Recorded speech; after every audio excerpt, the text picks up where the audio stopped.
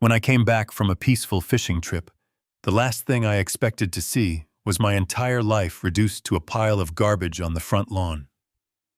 My daughter and her wife stood on the porch of the very home I built with my bare hands, looking down at me like I was nothing more than a stray dog. They told me I was a financial drain. They told me to go live at the dump. I did not yell. I did not cry. I simply smiled, pulled out my phone and made a single phone call that would completely destroy their fake empire in exactly 5 days. If you are watching this, take a deep breath, because what I am about to tell you is a story of ultimate betrayal and absolute justice. Have you ever had your heart broken by the people you sacrificed everything for? Let me know in the comments where you are watching from today, and what time it is there right now. Hit that subscribe button, because you are going to want to hear every single detail of this. My name is Harrison Bennett. I am 76 years old, and for over 50 years, I worked as a master contractor right here in Denver, Colorado.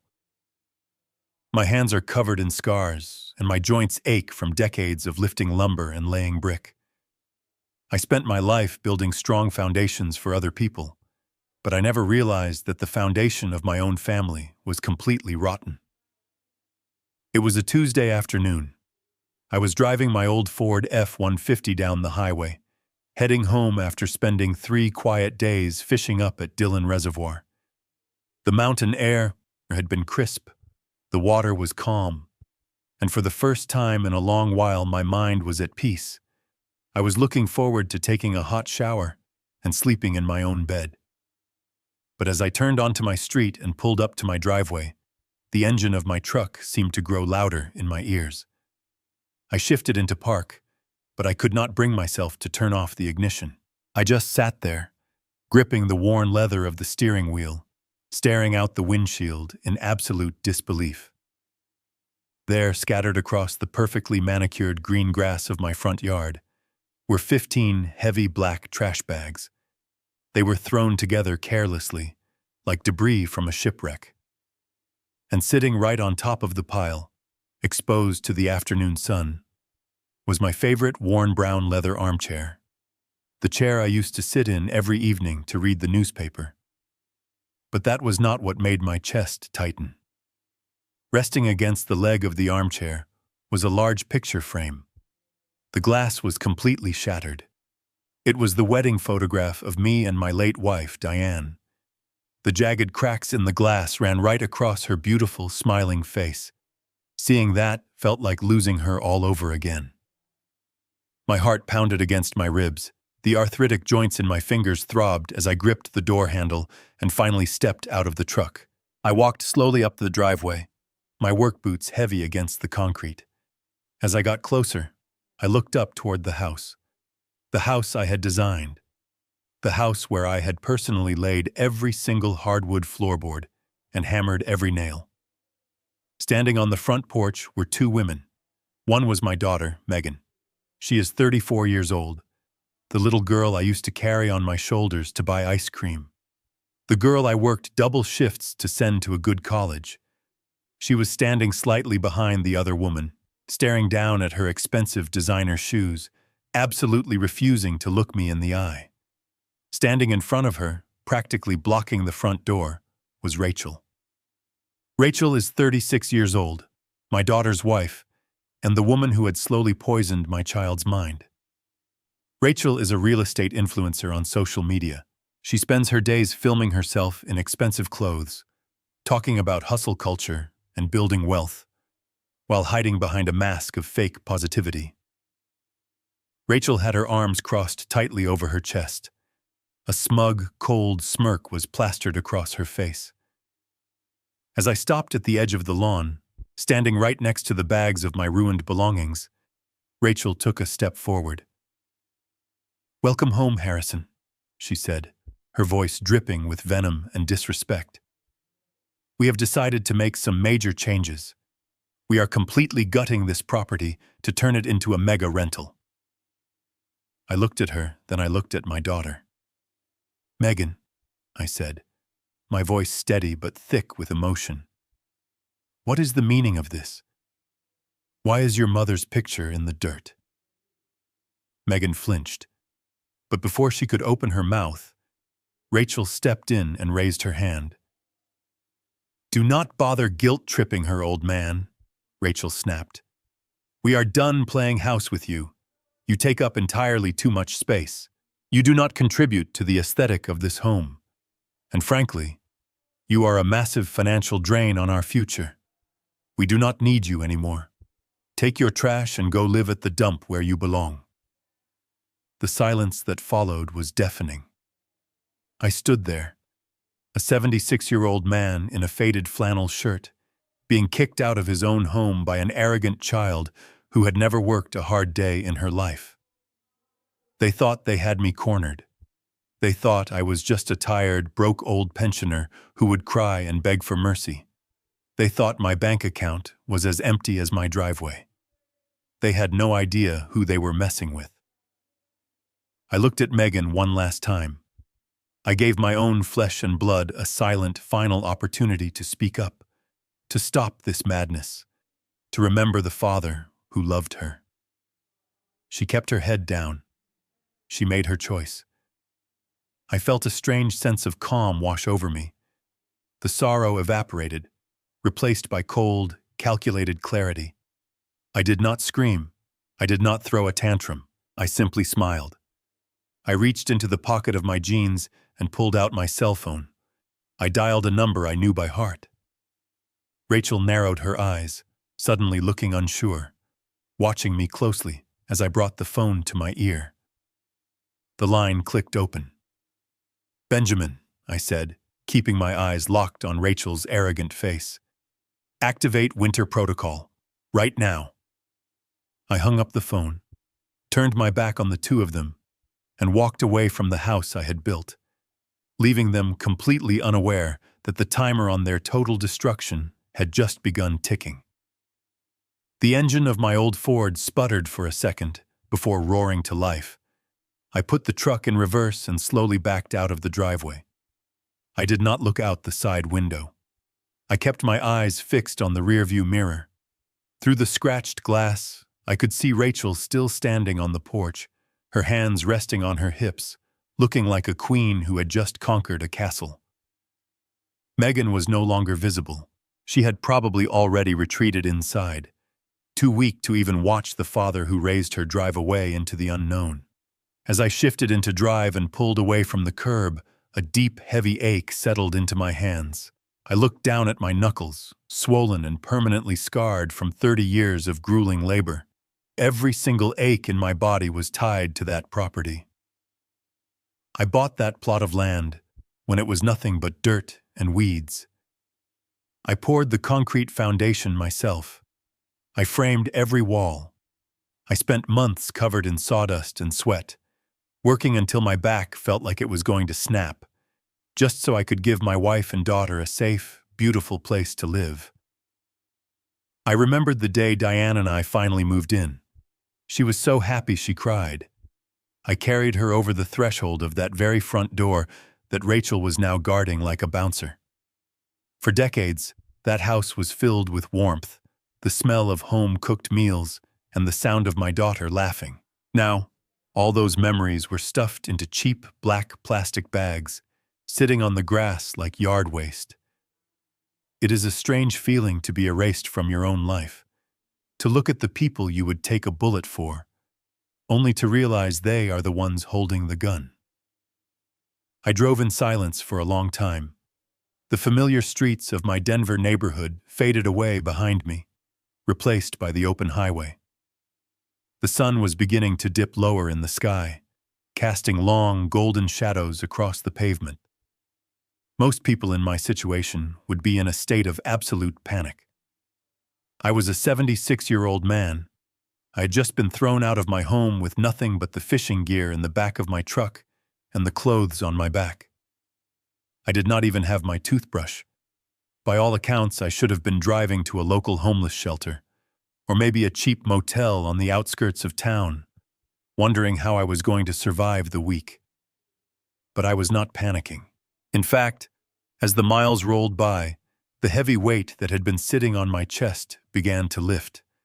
A small, cold smile crept onto my face. If you were in my shoes right now, looking at your life's memories piled up in trash bags, what would you do? Would you fight back right there on the lawn? Would you call the police and try to force your way back inside? Let me know in the comments below. I read every single one of them. But whatever you do, keep watching. Because what happened next is going to blow your mind. You see, when people mistake your silence for weakness, they are usually digging their own graves. I bypassed the city limits.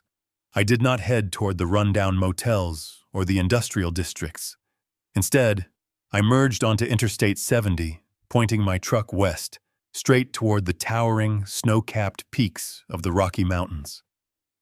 The drive to Aspen takes about 3.5 hours, and I used every minute of it to let the reality of what just happened sink in. Not the sorrow, but the confirmation. I needed them to do exactly what they did today. I needed them to be cruel. I needed them to be greedy enough to throw me away. My old Ford chugged its way up the mountain passes. The air grew thinner and colder, but the heater in the cab kept me warm. By the time I reached the town of Aspen, night had fully fallen. The streets were lined with luxury boutiques, high-end restaurants, and cars that cost more than most people make in a lifetime. Porsches, Range Rovers, and Bentleys glided through the pristine streets. And then there was me, rolling through the center of town in a beat-up, loud, rusty pickup truck. I pulled up to the grand entrance of one of the most exclusive 5-star hotels in the entire state of Colorado. The building was magnificent, glowing with warm light against the dark mountain backdrop. A valet in a crisp uniform immediately stepped forward as I put the truck in park. He looked at the rusted hood of my Ford, then looked at my faded flannel shirt and my worn-out jeans. He hesitated for a second, clearly wondering if I was lost or if I was there to deliver firewood. "Good evening, sir," the valet said cautiously. "Are you checking in?" "I certainly am," I replied, stepping out of the truck and tossing him the keys. "Take good care of her. She has had a long day." I walked through the heavy glass doors and stepped into the breathtaking lobby. It smelled of expensive cedar and fresh pine. Massive chandeliers hung from the vaulted ceilings, and a massive stone fireplace crackled warmly in the center of the room. Wealthy guests in designer winter wear glanced at me as I walked past. They probably saw an old, broke mountain man who had wandered in from the cold. They had no idea they were looking at a man whose net worth dwarfed most of theirs combined. I approached the front desk. The concierge, a young woman with a polite but tight smile, asked how she could help me. "I have a reservation," I said smoothly. "The name is Harrison Bennett." She typed the name into her computer. Her eyes widened slightly, and her posture immediately straightened. The tight smile transformed into an expression of utmost respect. Suddenly, I was no longer a scruffy old man in her eyes. I was a very important guest. "Of course, Mr. Bennett," she said, her voice dropping to a softer, more deferential tone. "We have the presidential suite prepared for you, just as requested. Will you be needing any assistance with your luggage?" "I do not have any luggage tonight," I replied calmly. "Just myself." She handed me a heavy metal keycard. "Enjoy your stay, sir. Let us know if you require anything at all." I took the private elevator up to the top floor. When I unlocked the door and stepped inside, I was greeted by pure luxury. The suite cost $1,000 a night. It had a massive living room, a private balcony overlooking the snowy mountains, a marble bathroom, and a fully stocked wet bar. I walked over to the bar, poured myself 2 fingers of a very rare, very expensive bourbon, and walked out onto the balcony. The freezing mountain air hit my face, but the alcohol burned warm in my chest. I looked out at the glittering lights of Aspen below, and then I thought about Rachel and Megan, sitting in my house back in Denver, probably drinking cheap wine and celebrating their victory. They thought I was weak. They thought they had finally gotten rid of the old man. They thought I was out on the streets, freezing and crying over broken picture frames. They thought they broke me today. They did not know I set this trap 3 months ago. To understand how we got to this point, and how I managed to check into a $1,000 a night suite while my family thought I was a penniless charity case, we have to go back. We have to rewind this clock exactly 90 days. Because what Rachel did today was not a sudden act of cruelty. It was the final step in a long, calculated plan to steal everything I had. But in her arrogance, she failed to realize one crucial detail. You cannot steal from a master builder without triggering the alarms. And the moment she started laying the groundwork for her betrayal, I started building a prison just for her. I took another sip of my bourbon, letting the silence of the mountains wash over me. For years, I had played the part of the simple, retired contractor. I drove the same truck I bought 20 years ago. I wore the same boots until the soles wore out. I never flashed my money because I never needed to. My late wife, Diane, and I always believed that true wealth was having a quiet, peaceful life. When Diane passed away 5 years ago, I retreated even further into that simple life. I let my daughter and her new wife move into the big house because I thought it was what a good father should do. I wanted the house to be full of life again. But I watched as the house I built on love and sacrifice slowly turned into a stage for Rachel's endless vanity. I watched as my daughter, who used to be so kind and grounded, slowly transformed into a quiet accomplice to her wife's greed. They mistook my silence for ignorance. They mistook my simplicity for poverty. They thought because I did not understand their social media trends or their flashy lifestyle, that I was just a clueless dinosaur waiting to die. As I stood there on the balcony of that 5-star suite, looking at the stars, I felt a profound sense of sorrow for the daughter I had lost, but I felt absolutely no pity for the storm I was about to unleash upon them. I had spent my entire life protecting my family. Now I had to protect my legacy from them. I pulled my phone out of my pocket again and looked at the screen. No missed calls. No text messages. Megan had not even bothered to check if I was alive. That was the final confirmation I needed. The father she knew was dead to her, and the man she was about to face was someone she had never met before. They thought they were playing checkers, moving pieces around a board to claim my house.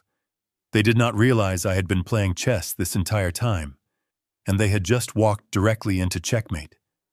It all started exactly 3 months ago. It was a typical Tuesday morning in late October. The leaves in the front yard were just beginning to turn dry and brown. I was sitting in the kitchen, quietly drinking my black coffee and tightening a loose hinge on one of the oak cabinets I had built 2 decades prior.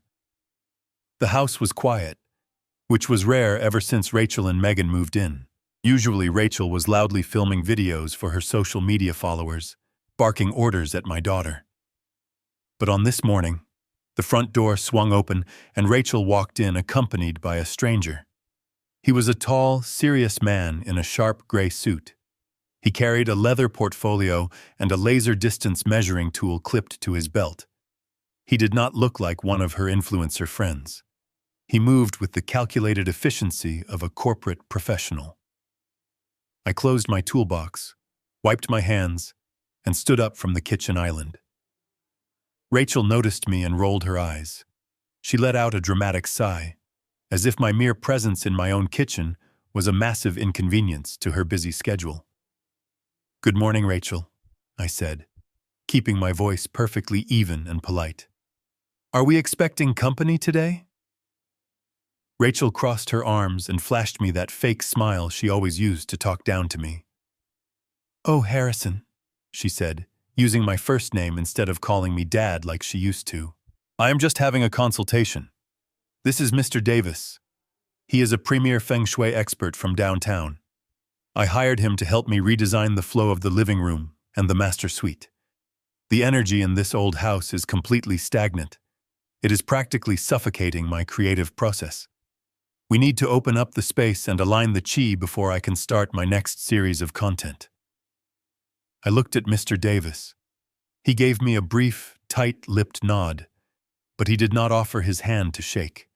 He simply clicked his pen and started making notes on his clipboard. A feng shui expert, I repeated slowly, letting the words hang in the air. Well, I suppose you cannot put a price on good energy. Just let me know if you need anything moved. I picked up my coffee mug and walked into the dining room, pretending to read the newspaper. But I did not read a single word. I just sat there and I watched. When you spend 50 years of your life building houses from the ground up, you learn how to read a room. And more importantly, you learn how to read the people inspecting it. I sat quietly at the dining table, peering over the edge of the sports section, my eyes tracking every single movement this supposed energy expert made. If Mr. Davis was truly there to evaluate the spiritual flow of the room, he was doing a terrible job. He did not look at the placement of the windows in relation to the doors. He did not care about the natural light, the colors of the walls, or where the furniture was positioned. Instead, he walked straight over to the thick load-bearing wall that separated the kitchen from the main hallway. He pulled a small digital device from his pocket and pressed it against the drywall, measuring the stud spacing and the structural thickness. Then, he crouched down near the baseboards, inspecting the integrity of the hardwood floors and the foundation leveling. He opened the utility closet, ignoring the clutter, and spent 3 full minutes writing down the serial numbers and manufacturing dates on the furnace and the water heater.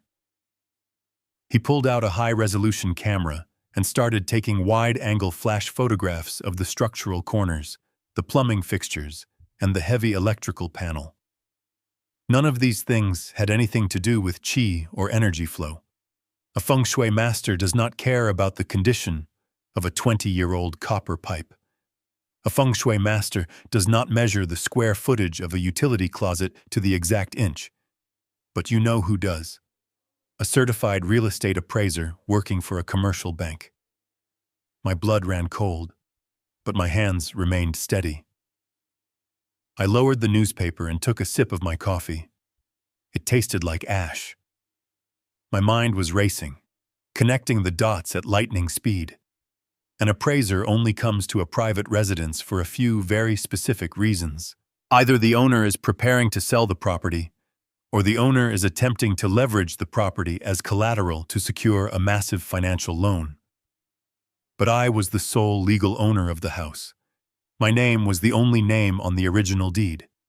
I had not authorized a sale, and I certainly had not applied for a mortgage or a line of credit. So why was my daughter's wife bringing a bank official into my home and lying to my face about his identity? I watched as Rachel followed the man up the stairs to the second floor, eagerly whispering something to him while gesturing toward the bedrooms. She was acting like she owned the place. She was acting like I was just a temporary ghost haunting the hallways of her future investment. The sheer audacity of her lie was staggering. She thought I was just a clueless, uneducated old man who would blindly believe whatever nonsense she fed me. She thought calloused hands meant I had a slow brain. She was dead wrong. I set my coffee mug down. I did not confront her. I did not storm upstairs and demand to see his credentials. Confrontation would only give her the opportunity to invent another lie. You do not yell at a rat. You wait and find the hole it crawled through. A deep question burned inside my chest. Why was Rachel getting the house appraised without my permission? I did not have to wait long for the answer. Only a few short days passed before the second phase of their sinister plan was set into motion. It was a quiet Thursday evening. I was sitting in my usual spot in the living room, wrapped in a thick wool blanket, quietly watching the local news on the television. Outside, a bitter wind was howling against the window panes, signaling the arrival of an early winter storm. The house felt unnaturally still. Suddenly, I heard the faint sound of footsteps coming down the carpeted stairs. It was my daughter, Megan. She walked slowly into the living room, holding a steaming mug of chamomile tea in one hand and a thick stack of stapled legal papers in the other. She set the mug down on the wooden coaster next to me with a delicate, trembling motion. I looked up at her, patiently waiting for her to speak. Her eyes were rimmed with red, and she was nervously biting her lower lip, a habit she had carried since she was a little girl. She knelt down beside my chair, placing a warm hand over my calloused fingers. "Dad," she began very softly. Her voice cracked with forced emotion as she looked up into my eyes. "I have been doing a lot of thinking lately, and I am just so incredibly worried about your health. You are getting older, and with your severe arthritis and your memory slipping every now and then, I just want to make absolutely sure you are fully protected." She paused, letting a single, perfectly timed tear roll down her cheek. "I love you so much, Dad." Rachel and I were talking, and we realized that if something terrible were to happen to you unexpectedly in the near future, if you had a sudden stroke or an accident, I would not have the legal authority to make critical medical decisions for you at the hospital. I really need you to sign these papers for me. It is just a standard medical power of attorney. It simply gives me the ability to take care of you, just in case of a medical emergency. I looked at the tear shining on my own daughter's cheek. 10 years ago, seeing her cry would have completely broken my heart. I would have moved mountains to comfort her and quickly wipe away her sadness.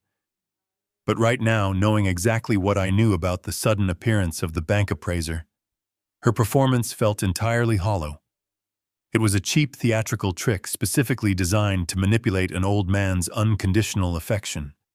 Still, I knew I had to play my part perfectly. I reached out and gently patted her hand, intentionally letting my fingers tremble just a little bit more than usual. "Oh, my sweet girl," I whispered, adopting the gentle, frail tone of a man who was very deeply touched by his daughter's devotion.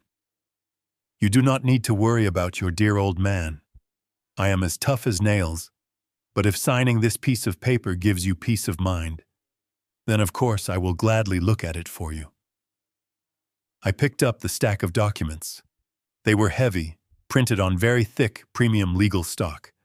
I held them up toward the light of the reading lamp, deliberately making my hands shake uncontrollably. I narrowed my eyes, acting as though the dense text was just a blurry, incomprehensible mess of black ink. "Oh dear," I muttered quietly, rubbing my temples with a dramatic sigh.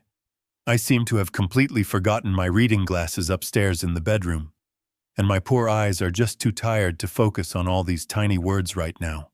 Megan immediately leaned forward, quickly pulling a silver pen from her pocket and pressing it toward me. "You do not even need to read it, Dad," she urged with a soft, convincing tone. "It is all just standard legal jargon. The lawyer said you just need to put your signature on the last page." But my eyes were not tired at all. Behind my squinting eyelids, my vision remained sharp and clear. I certainly did not need prescription glasses to read the fine print. I have thoroughly reviewed thousands of complex architectural blueprints and dense city zoning contracts throughout my lifetime. My eyes darted across the paragraphs, quickly filtering through the standard medical provisions until I found exactly what they were desperately trying to hide. It was buried deep on page 6, tucked neatly between two mundane clauses about life support and organ donation. Paragraph 4, subsection B. The words seemed to burn a physical hole straight through the thick paper. It did not just grant medical decision-making power. It explicitly stated a mandatory and total transfer of asset management upon mental incapacity. It granted the document holder the absolute legal right to liquidate property, access private bank accounts, and sell all real estate the very moment a doctor deemed me unfit to manage my own personal affairs. They were not trying to protect me in a hospital bed.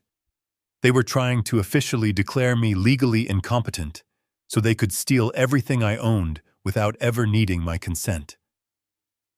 A cold, sharp pain pierced directly through my chest. This was no longer just about Rachel's insatiable financial greed. This was my own flesh and blood. Megan was actively plotting against me. I pressed the tip of the pen against the paper, then intentionally dropped it onto the floor. I rubbed my hands together and sighed heavily. "I am sorry, Megan," I said weakly. "My arthritis is locking up my fingers terribly tonight. I will sign these for you first thing tomorrow morning."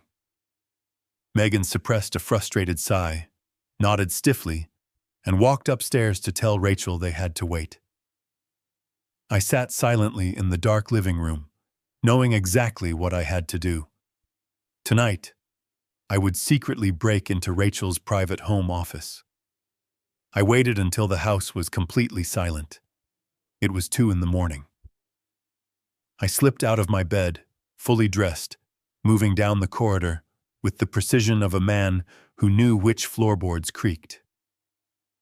Rachel had claimed the guest bedroom as her home office. She kept the door locked, but a standard spring latch was no match for a master contractor. I slid an old credit card into the door jamb, gave it a firm wiggle, and the door clicked open. Inside, the room smelled of expensive perfume. A ring light stood in the corner, pointing at a white desk. Beneath it sat a heavy steel safe.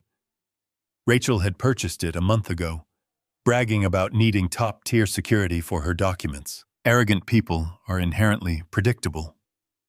I knelt and stared at the electronic keypad. I knew she would never use random numbers. Her ego was too massive. I typed the date she hit 100,000 social media followers, a milestone she had celebrated for weeks.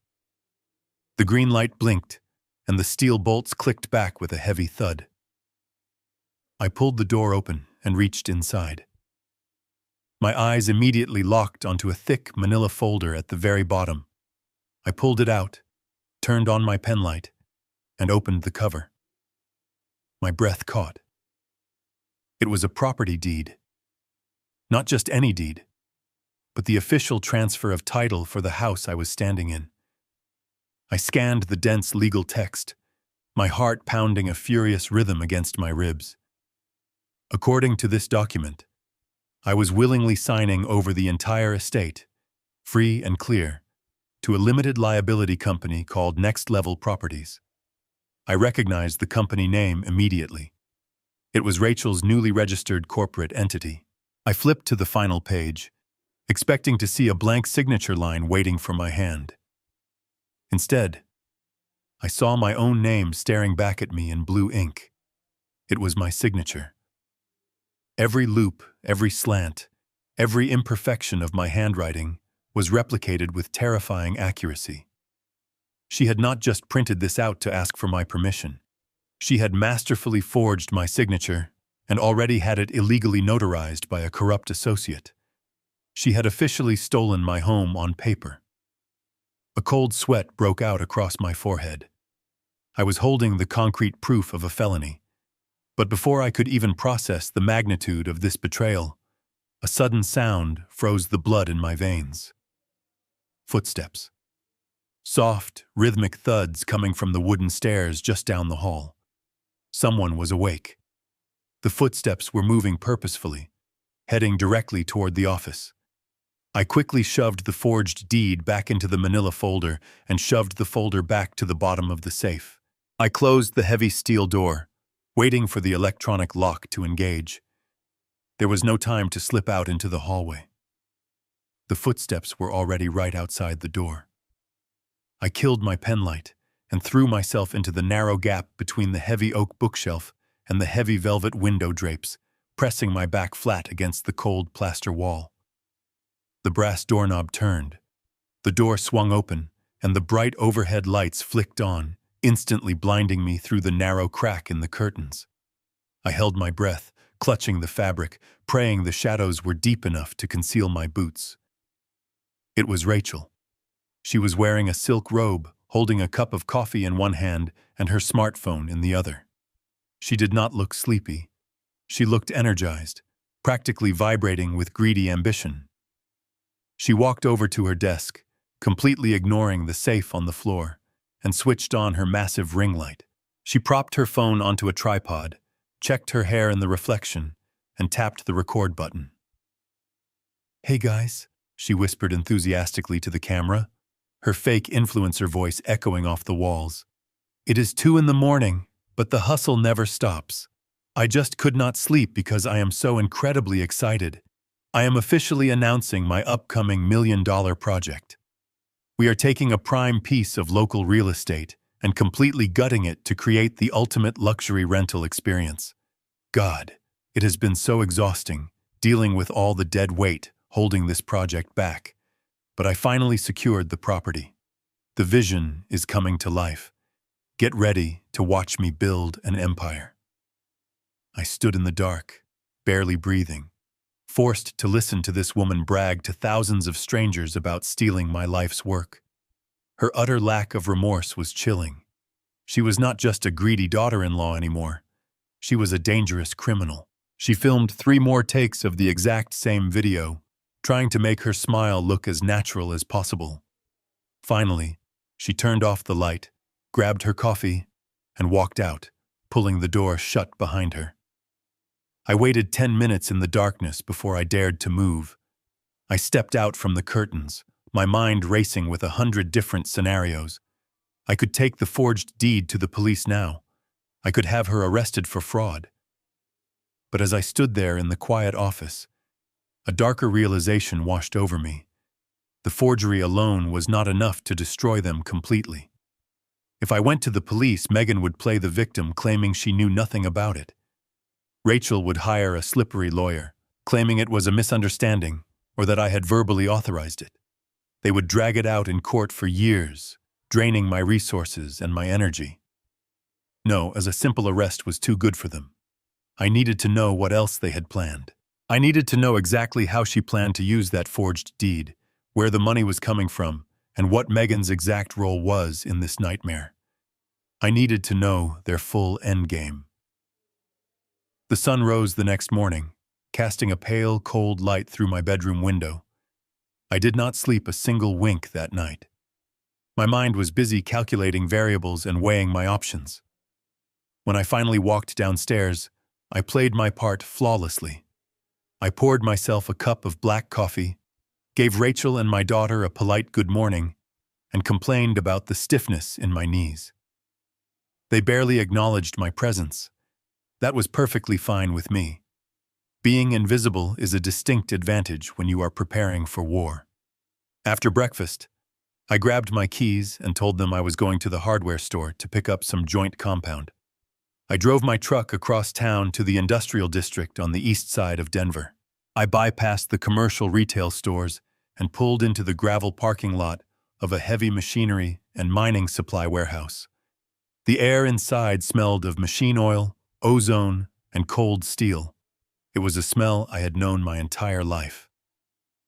The owner of the warehouse was an old friend of mine named Tommy.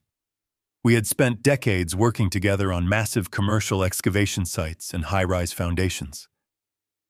Tommy was standing behind the back counter, wiping grease off his hands with a red rag. He looked up and smiled when he saw me. We exchanged some brief pleasantries, but I did not have time for long conversations. I leaned over the counter and lowered my voice. I told Tommy I needed a continuous wave seismic audio transmitter. I specifically asked for the military-grade model we used to use to monitor microscopic stress fractures in deep underground mining shafts. Tommy raised an eyebrow. He knew that I had been retired for years, and he knew that type of equipment was highly restricted and incredibly expensive. But Tommy was a man of the old code. He did not ask any unnecessary questions. He walked into the secure storage room in the back and returned a few minutes later with a heavy matte black steel cylinder that was no bigger than a roll of quarters. He also handed me a digital receiver with noise-canceling headphones. A standard bug from a spy shop uses a cheap microphone to pick up sounds in the air, which means it picks up a lot of static and background noise. But a seismic sensor is different. It uses a highly sensitive piezoelectric crystal that detects the absolute slightest physical vibrations traveling through solid matter. It converts those physical vibrations into crystal clear audio. It is completely immune to electronic bug sweepers, and it never misses a single whisper. I paid Tommy in cash, shook his hand, and drove straight back to the house. Rachel and Megan had left for a late morning brunch appointment with some of Rachel's influencer friends. The house was completely empty. I walked straight into the formal dining room. In the center of the room sat a massive, custom-built solid oak dining table. I had crafted it myself 25 years ago from a single fallen oak tree I found up in the mountains. I knew the exact density of the wood. Wood is an incredibly efficient conductor of sound waves. Every clinking glass, every shifted plate, and every spoken word sends tiny vibrations deep into the grain of the wood. I pulled a small hand drill from my toolbox and crawled underneath the heavy table. I found the thickest part of the central wooden support beam. I drilled a tiny, precise pilot hole directly into the center of the beam, being extremely careful to catch every single wood shaving in the palm of my hand so I would not leave a single trace on the expensive Persian rug below. I threaded the heavy metal tip of the seismic sensor directly into the raw heartwood of the oak. I pressed the transmitter battery pack flat against the underside of the table and secured it using a strong industrial epoxy. I flipped the tiny toggle switch on the side of the device. A microscopic green light blinked once and then went completely dark. It was armed and completely invisible. I spent the rest of the afternoon puttering around in the garage, organizing my tools and playing the part of the slow, oblivious old man. When dinner time finally rolled around, Rachel and Megan returned to the house carrying bags of expensive takeout food from a steakhouse downtown. They set the food out on the oak dining table. I walked into the dining room, holding my stomach, and told them I was feeling a bit under the weather. I said my stomach was upset, and I was just going to turn in early for the night. Megan did not even look up from her phone. Rachel just gave me a dismissive wave of her hand. I walked heavily up the stairs to my bedroom and shut the door loudly so they could hear it echo through the house. I waited exactly 5 minutes. Then, I grabbed my thick winter coat, quietly opened my bedroom window, and slipped out onto the sloping roof of the back porch. I climbed down the wooden trellis just like I used to when inspecting roofing shingles, my feet finding the footholds with ease. I dropped down into the dark alleyway behind the house. I walked 2 blocks down the street to where I had secretly parked my truck earlier that afternoon, hidden behind a tall row of dense pine trees. I climbed into the cold, dark cab of the truck and locked the doors. The night air was freezing, but my hands were steady. I pulled the receiver out of my pocket and plugged in the heavy headphones. I placed them over my ears and turned the power dial. The transmission was absolutely flawless. I sat there in the pitch-black truck, staring at the distant streetlights, quietly recording every single word of their dinner conversation. The audio came through the heavy headphones with terrifying clarity. I could hear the clinking of expensive silverware against porcelain plates, the pouring of wine and the steady rhythmic chewing. For the first few minutes, their conversation was nothing but mundane gossip about Rachel's internet friends and complaints about the local traffic. But then, the tone of Rachel's voice shifted. It became sharp, businesslike, and dripping with raw greed. The words that poured out of the receiver hit me like a runaway freight train.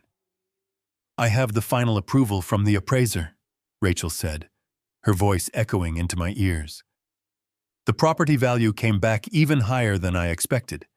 Now that I have the deed fully transferred into the company name, we are completely in the clear to secure the funding." I listened, paralyzed by the coldness in her tone, as she laid out the entire financial blueprint of her crime. She was not going to a traditional bank. A standard commercial bank would require months of underwriting, extensive background checks, and they would likely try to contact the previous owner of the property to verify the transfer of the deed. Rachel knew that was far too risky. Instead, she was bypassing the federally regulated banking system entirely. She was applying for a $2 million hard money loan from a shadow lender. Private equity firms that specialized in high-risk, high-interest loans for real estate flippers. They did not care about credit scores or employment history. They only cared about the collateral. If you defaulted on the loan, they would instantly seize the property and liquidate it. Rachel was betting my entire life's work on a risky social media rental project, using a massive predatory loan she had secured with a forged signature. I heard the sound of wine being poured into a glass. Then my daughter spoke. "But what are we going to do about my dad?" Megan asked. Her voice was not hesitant or guilt-ridden. It was just annoyed, like she was discussing a broken appliance that needed to be hauled to the junkyard. "We cannot start a massive demolition project with a confused 76-year-old man wandering around the hallways complaining about the dust. And we definitely cannot let him find out about the loan until it is too late." I gripped the steering wheel of my truck so tightly that my knuckles turned completely white. I waited for Rachel to answer. I waited for the mastermind to tell my daughter how they were going to get rid of me. But Rachel did not have to answer. Megan already had a plan. "I have been looking into the state-run care facilities on the north side of the county," Megan continued, her tone chillingly casual. "The ones that are heavily subsidized by the government. They are not pretty, but they have immediate availability for emergency intakes. We will just tell the doctors he is rapidly losing his mind. We will say he is becoming aggressive, that he forgets who we are, and that he is a danger to himself. We will use those medical power of attorney papers we drew up. Once he is officially locked in the psych ward, we get full control over his remaining affairs, and the state handles his living situation. We will never have to deal with him again." A heavy, suffocating silence filled the cab of my truck. The recording continued to play, capturing the sound of Rachel laughing in agreement, praising my daughter for being so brilliant and practical. But I could barely hear them over the sound of my own heartbeat pounding violently in my ears. This was my daughter, the child I had read bedtime stories to, the little girl I had taught to ride a bicycle in the very driveway she was now planning to pave over. She was not just passively allowing her wife to steal my house. She was actively plotting to lock me inside a terrifying, underfunded government asylum. She wanted to strip away my freedom, my dignity, and my sanity, all so she would not have to look at me while she spent my money. I reached up and pulled the heavy headphones off, letting them drop onto the passenger seat. I stared out the windshield into the freezing, pitch-black Colorado night. The cold air seeped through the windows, but it was nothing compared to the absolute ice that had just settled into my soul. A single hot tear escaped my eye and rolled slowly down my weathered cheek. I did not wipe it away. I let it fall. It was the last tear I would ever shed for my daughter. In that quiet, dark moment, the father inside me completely died. The man who would have forgiven anything, the man who would have turned the other cheek, simply ceased to exist. In his place stood the master contractor, a man who understood that when a foundation is completely rotten, you cannot save the house. You have to bring in the wrecking ball and demolish it all the way down to the dirt. Most people in my position would have immediately driven to the local police precinct. I had a recorded confession and a forged deed. I could have easily had them both arrested for felony fraud and elder abuse by midnight. But the police would have just put them in handcuffs. The legal system would have given them a chance to post bail, hire defense attorneys, and plead for a lighter sentence. The justice system is far too merciful for what they were planning to do to me. They did not just want to steal my money. They wanted to destroy my life. So, I decided I was going to destroy theirs. I reached into the center console of my truck, picked up my cell phone, and scrolled through my contacts. I did not call the police. I dialed a very different kind of executioner. The very next morning, I parked my rusted Ford F-150 in the subterranean garage of a towering skyscraper in downtown Denver. The morning sun was just beginning to reflect off the glass facades of the massive buildings. When the steel doors of the private elevator slid open, I stepped onto the plush carpets of one of the most ruthless and expensive corporate law firms in Colorado. The receptionist, a poised young woman in a tailored suit, did not blink an eye at my faded jeans or worn-out flannel shirt. She stood up, offered a polite smile, and escorted me straight past the crowded waiting room, down a long mahogany hallway, directly into the corner office. Behind a massive black marble desk sat Benjamin Carter. Benjamin is not the kind of lawyer you call for a speeding ticket. He is a corporate shark. You call him when you want to legally dismantle a rival empire and leave no survivors. He wore a suit that cost more than most people make in a year, and his calculating eyes missed nothing. He closed his laptop and extended his hand. "Good morning, Harrison," he said. "Please have a seat." I sank into the leather chair. "I need to clarify something important." Rachel and Megan looked at my dirty fingernails, my old truck, and my simple lifestyle, and assumed I was a broke pensioner barely scraping by on Social Security. They could not have been more wrong. The man who builds the skyscrapers often owns the land underneath them. Over my career as a master commercial contractor, I did not just build houses. I spent 50 years pouring concrete and laying steel across the western United States. I built massive commercial plazas, luxury apartment complexes, and high-density corporate parks. I took the massive profits from those projects and quietly reinvested every penny into commercial real estate and private equity funds. I never bought flashy sports cars or giant mansions because Diane and I never cared about showing off. We valued quiet security. My wealth was quietly locked away, protected, and multiplying inside a highly complex financial structure known as a revocable living trust. And the sole executor of that trust, the man who managed my legal shield, was Benjamin Carter. I pulled the small digital audio receiver out of my coat pocket and placed it firmly on his desk. "I want you to listen to this," I said. Benjamin picked up the device and plugged in a pair of studio headphones. He listened to the recording in absolute silence. His face remained perfectly impassive, but I could see the subtle tightening of his jaw as he heard my daughter plotting to lock me inside a state psychiatric ward. When the recording ended, Benjamin slowly removed the headphones and placed them on the desk. He laced his fingers together and looked at me. "That is incredibly bold," Benjamin murmured, his tone icy, "and incredibly stupid. Your daughter and her wife have committed federal fraud. We can have the authorities waiting by noon." I shook my head slowly. "No police, Benjamin. I want them to feel exactly what they are trying to do to me.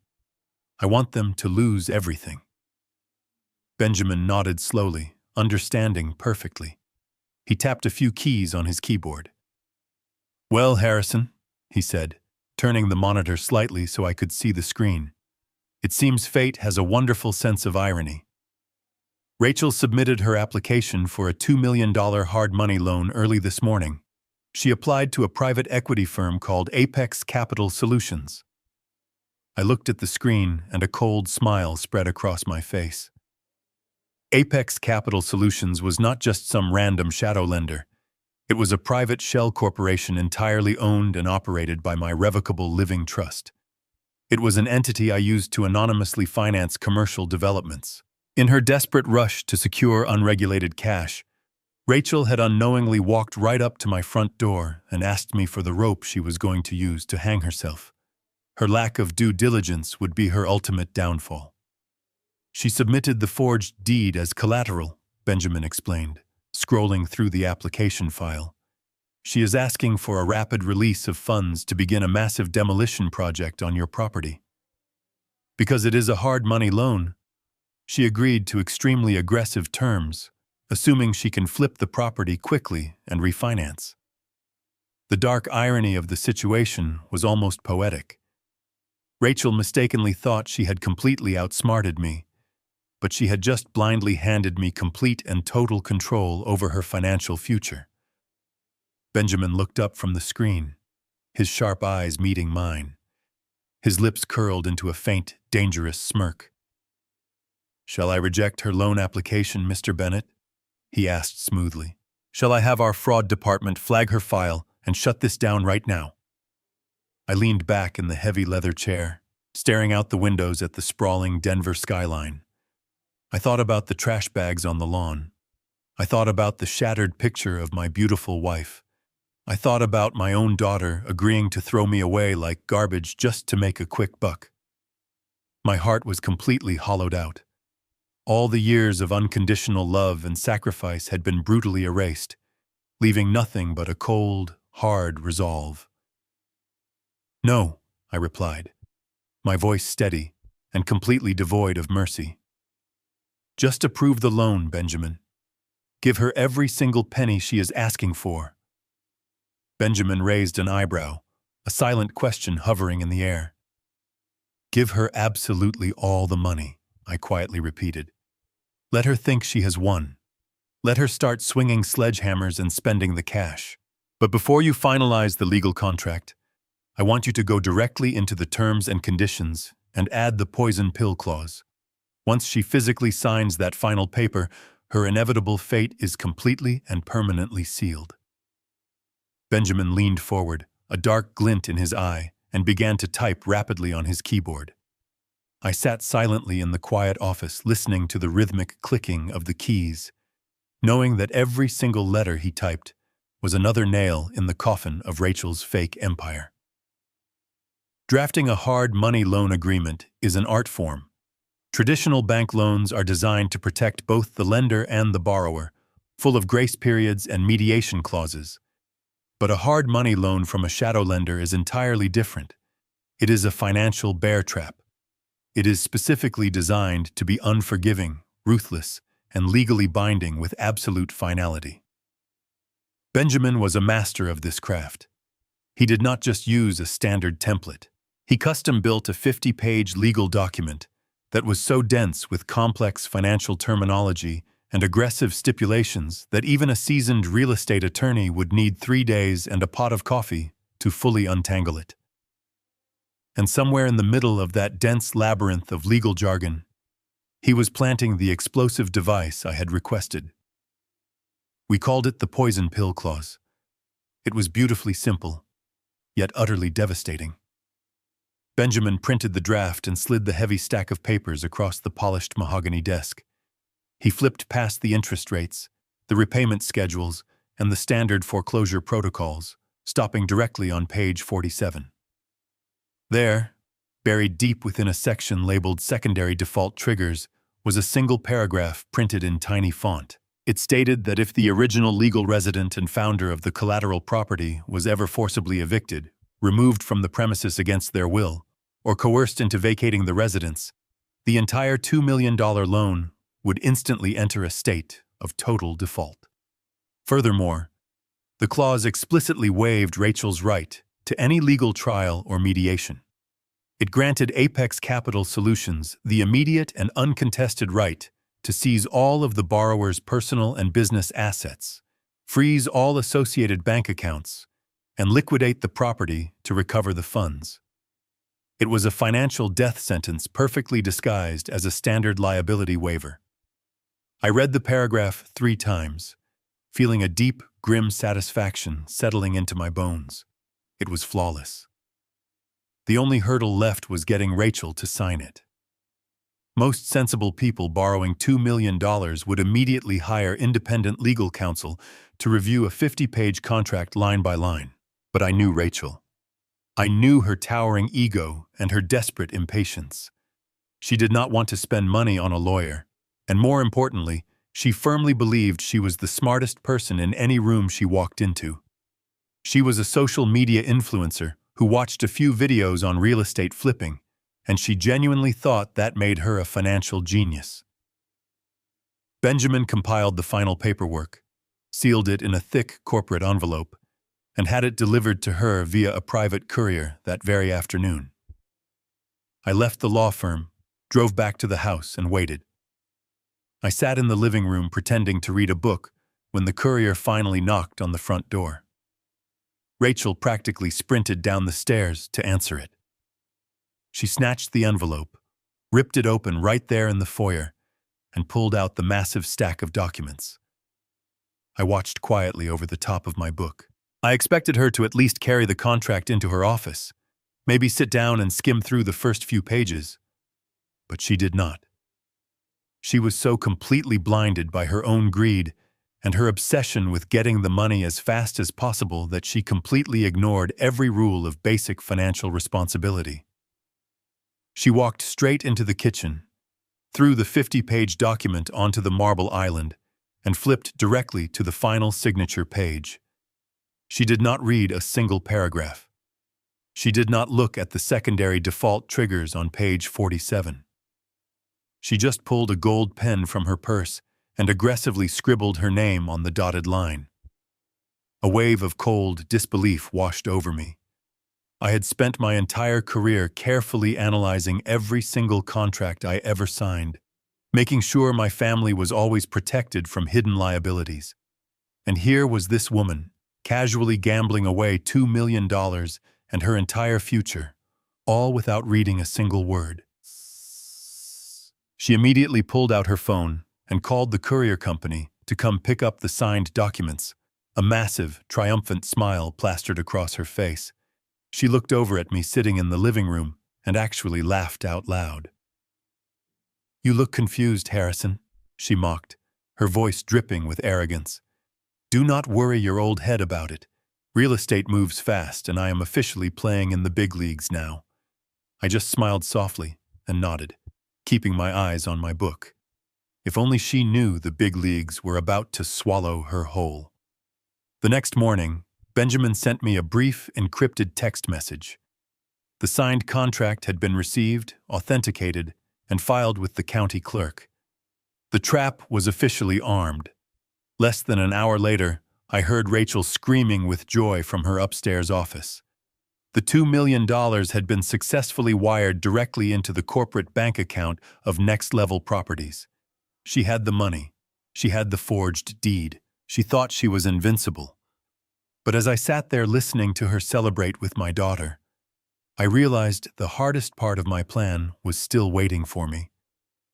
The poison pill clause was legally binding, but it was currently dormant. In order to trigger the total default and freeze her assets, I could not just simply walk out the front door. I had to make them push me out. I had to force my own daughter and her cruel wife to physically and permanently kick me out of my own home. The very next morning, my performance officially began. If Rachel and Megan wanted to paint me as a senile, incompetent old man who was completely losing his mind, I decided to give them the exact masterpiece they were looking for.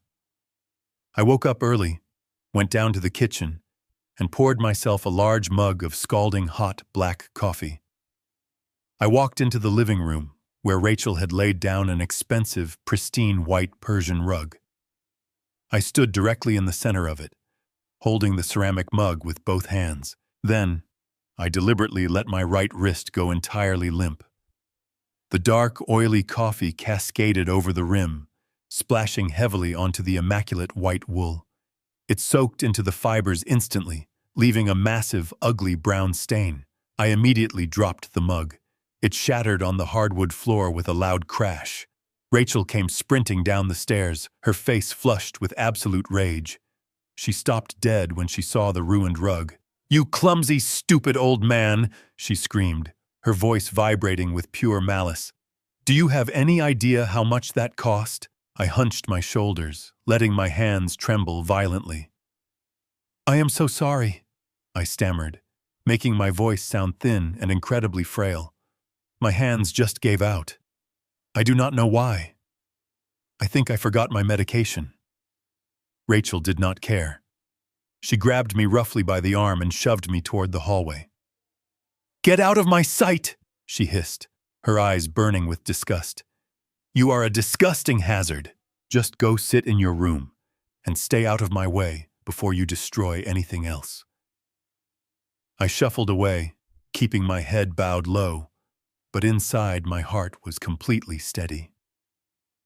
My own daughter, Megan, was standing at the top of the stairs watching the entire exchange.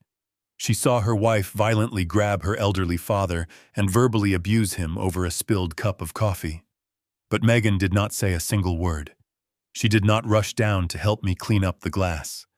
She just turned her back and walked quietly into her bedroom, shutting the door behind her. Her silence was all the permission Rachel needed to completely escalate her cruelty. Over the next 3 days, I turned the house into an absolute theater of calculated incompetence.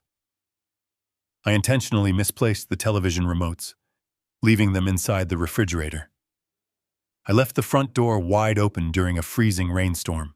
I walked around the kitchen in the middle of the afternoon, loudly asking where Diane had gone, pretending I had completely forgotten that my wife had passed away 5 years ago. Every single time I slipped up, Rachel was there to unleash a torrent of vicious insults. She called me a parasite. She called me a pathetic burden. She told me I was rotting away and that I deserved to be locked in a cage where no one had to look at my miserable face. Each cruel word she threw at me was like a drop of poison, but I absorbed every single one of them with a weak, apologetic smile. I needed her to reach her absolute breaking point. I needed her to feel so overwhelmingly suffocated by my presence that the thought of sharing a roof with me for one more day would drive her completely insane. The $2 million loan was sitting securely in her corporate bank account, and the money was burning a massive hole in her pocket. She had contractors lined up, demolition crews waiting on standby, and expensive materials ordered. But she could not start tearing down the interior walls while a confused old man was constantly wandering aimlessly through the construction zone. I was the last remaining obstacle standing between her and her grand vision of wealth. By the end of the week, the tension in the house was so thick you could cut it with a knife. Rachel was pacing the floors like a caged animal, furiously texting her construction managers and slamming doors. I knew the iron was finally hot enough. It was time to give her the perfect excuse to swing the hammer. It was a Thursday afternoon. Rachel and Megan were sitting in the dining room, right above the hidden seismic audio bug, aggressively whispering about how they were going to legally expedite my transfer to the psychiatric ward. I walked into the room wearing my heavy insulated overalls, carrying my old canvas fishing bag and my favorite graphite rod. They both stopped talking immediately and stared at me. "Where do you think you are going?" Rachel demanded, her tone dripping with suspicion and annoyance. I offered a warm smile. "I am going up to Dillon Reservoir," I said cheerfully. "The weather is supposed to be beautiful this weekend. I figured I would spend 3 days up there in the fresh mountain air, catching some trout.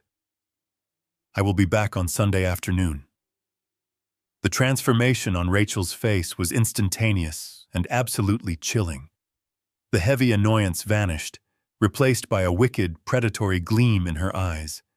She looked at Megan, a dark, silent communication passing between them. A 3-day window, 72 hours of an empty house. It was exactly what she needed. She slowly turned back to me, forcing a stiff, unnatural smile onto her lips. "That sounds like a wonderful idea, Harrison," she said. "You should definitely go. Take all the time that you need. Enjoy the fresh air." I nodded happily, picked up my gear, and walked out the front door. I climbed into my rusted Ford truck, started the engine, and pulled out of the driveway. As I drove down the street, I glanced in the rearview mirror one last time. I knew exactly what they were going to do the very second I was gone. I knew I would be returning to a lawn covered in trash bags. I knew my entire life was about to change forever. I spent those 3 days at Dillon Reservoir doing exactly what I said. I just fished. I sat on the quiet banks of the cold, glassy water, casting my line into the deep blue depths, and I let the freezing mountain breeze completely clear my mind. I did not feel anxious. I did not feel any regret. I just felt a profound, heavy sense of inevitability.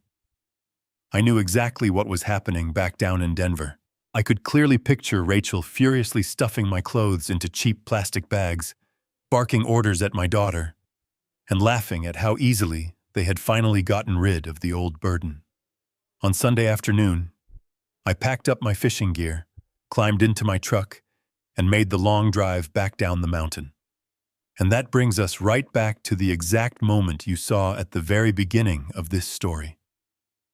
Pulling into the driveway, seeing the 15 black trash bags scattered carelessly across the front lawn, staring at the shattered glass of my wedding photo, looking up at the porch to see Rachel smirking and Megan completely refusing to meet my eyes. When Rachel stood there, arms crossed, and proudly told me that I was a massive financial drain, she genuinely thought she was delivering a fatal blow to a weak, defenseless man. When she pointed her manicured finger toward the street and aggressively told me to go live at the dump, she thought she was asserting her absolute dominance, but standing there on the lawn, looking at my ruined belongings, I was not listening to an arrogant daughter-in-law throwing a temper tantrum. I was listening to a legally binding verbal confirmation. I was listening to a borrower actively violating the core stipulation of a $2 million corporate contract. She was not just being cruel. She was actively triggering the secondary default protocols carefully hidden on page 47. By forcibly removing my personal property from the premises, placing it outside in the elements, changing the locks on the doors, and verbally commanding me to vacate the property against my will, she had officially committed a material breach of contract.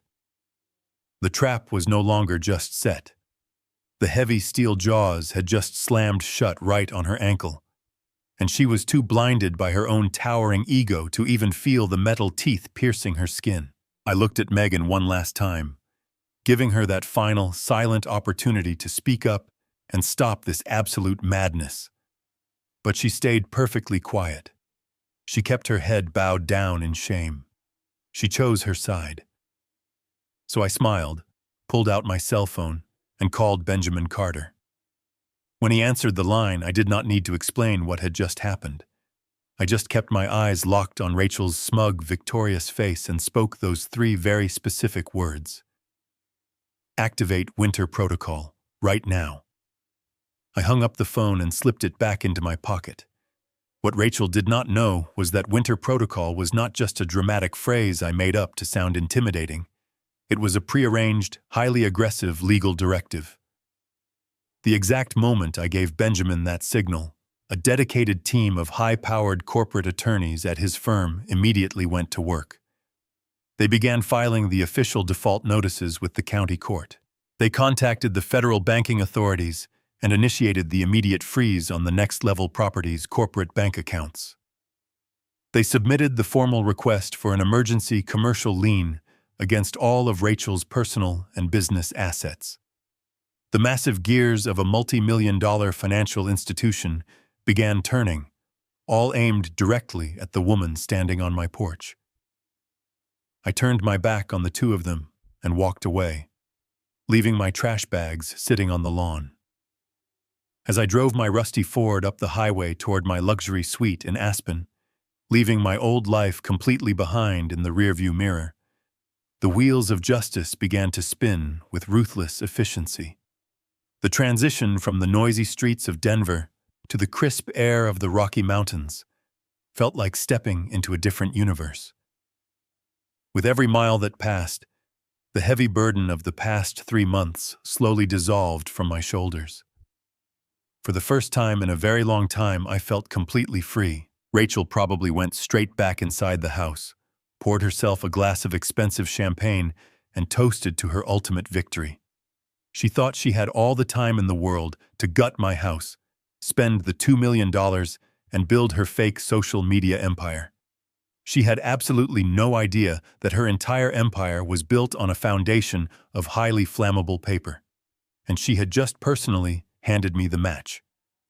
Every single action she took from this point forward would only serve to tighten the legal noose around her own neck. The trap was sprung, the exits were sealed, and there was absolutely no turning back. The clock was officially ticking. I had given Benjamin the absolute green light to burn her entire world to the ground. The legal demolition was going to be completely swift, utterly silent, and absolutely devastating. It was going to take exactly 5 days for the crushing reality of her situation to catch up to her arrogance. 5 days for a woman who thought she was a financial genius to realize she had just bankrupted herself and committed a federal crime in the process. 5 days for my daughter to realize that the wife she had chosen over her own father was nothing but a manipulative fraud who had just destroyed their entire future. 5 days of pure, terrifying, and completely inescapable hell. And I was going to sit back, pour myself another glass of rare bourbon, and enjoy watching every single second of it unfold from the top of the mountain. The countdown to her destruction had officially begun.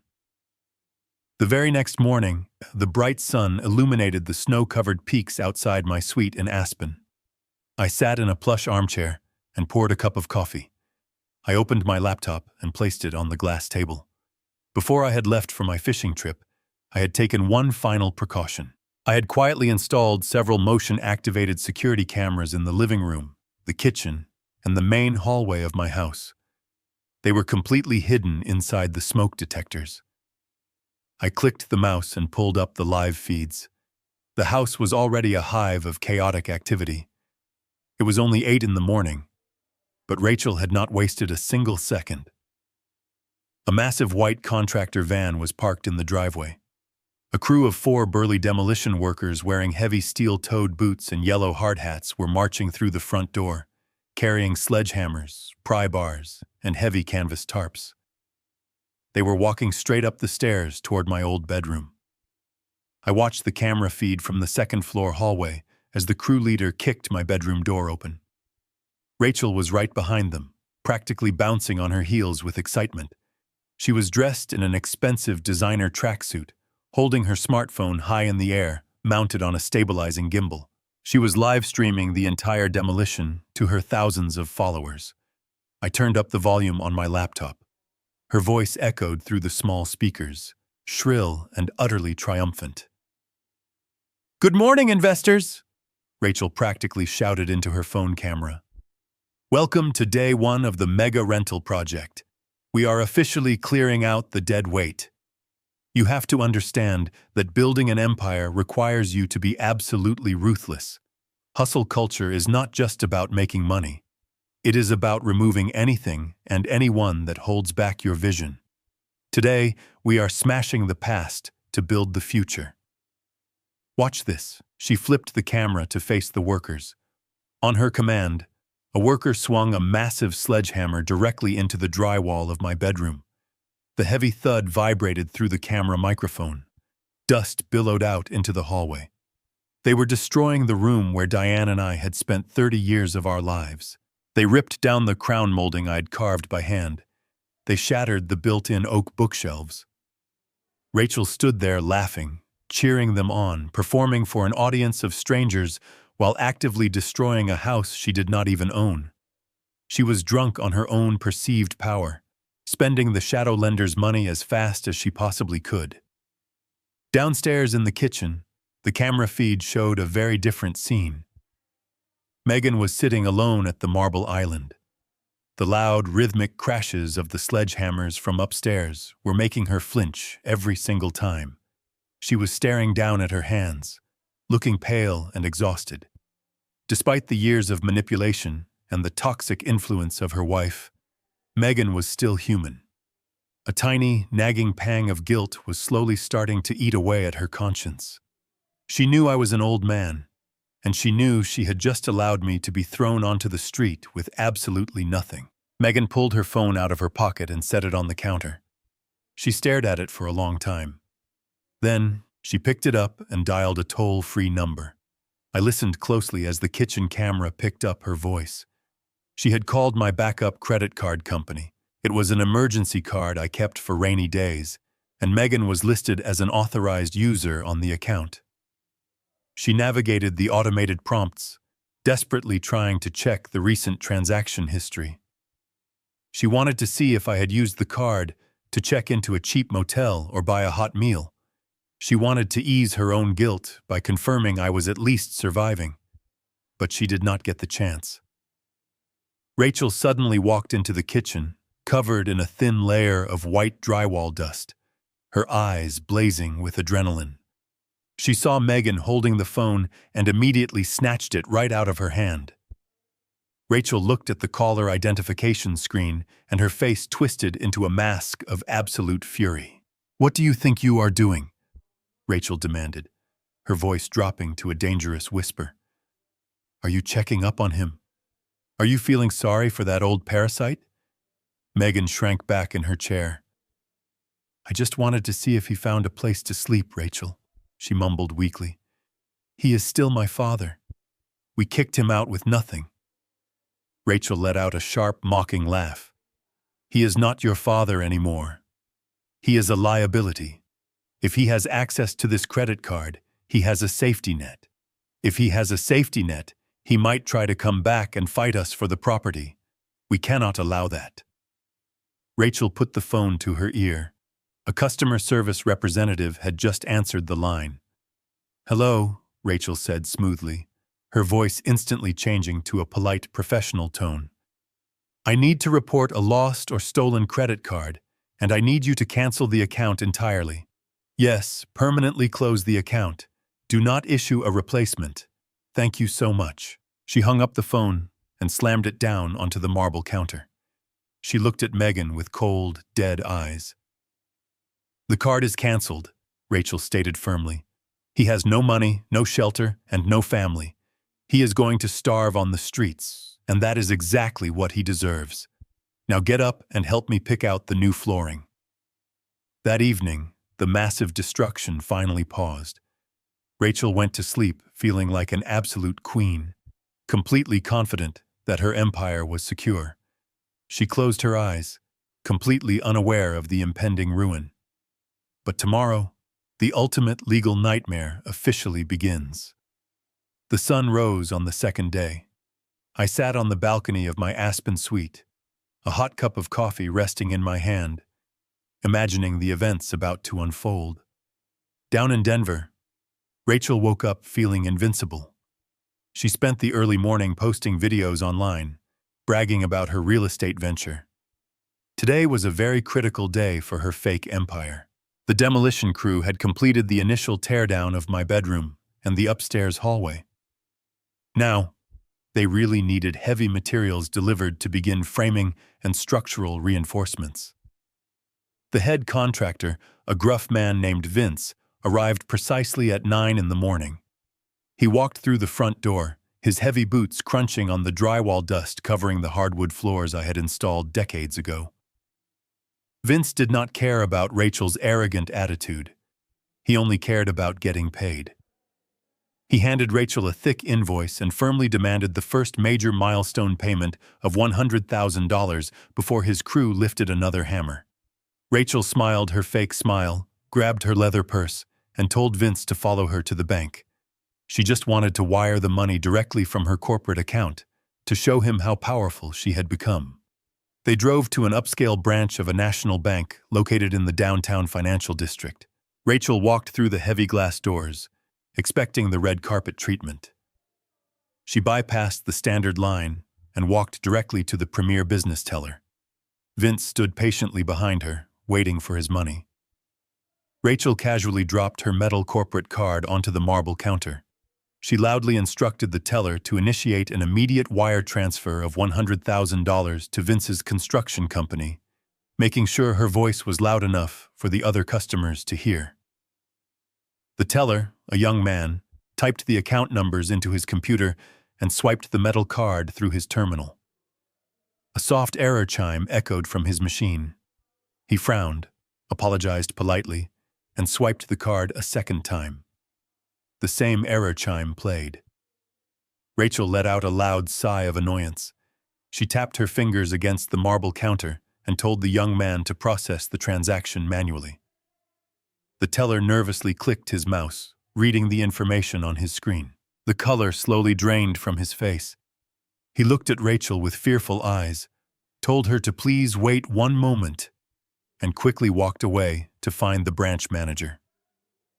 Rachel rolled her eyes and turned to Vince, complaining about the terrible customer service and joking about how banks simply do not know how to handle massive accounts like hers. Vince did not laugh.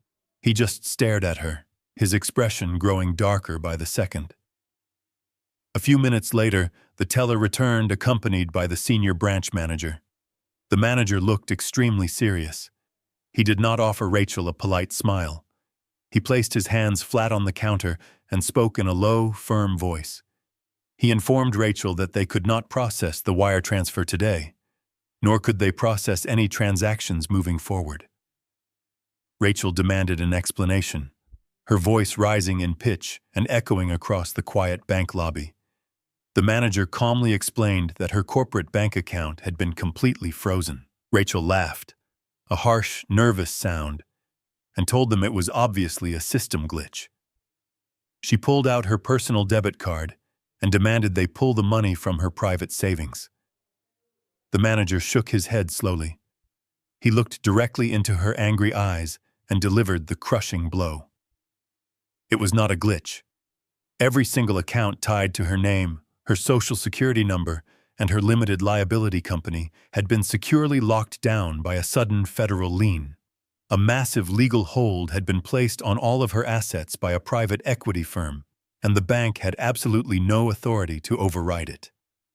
The arrogant smirk completely vanished from Rachel's face, replaced by a mask of pure terror. She stared at the manager, her mouth opening and closing as she desperately tried to comprehend the words he had just spoken. But before she could formulate a response, a heavy hand slammed down on the marble counter right next to her.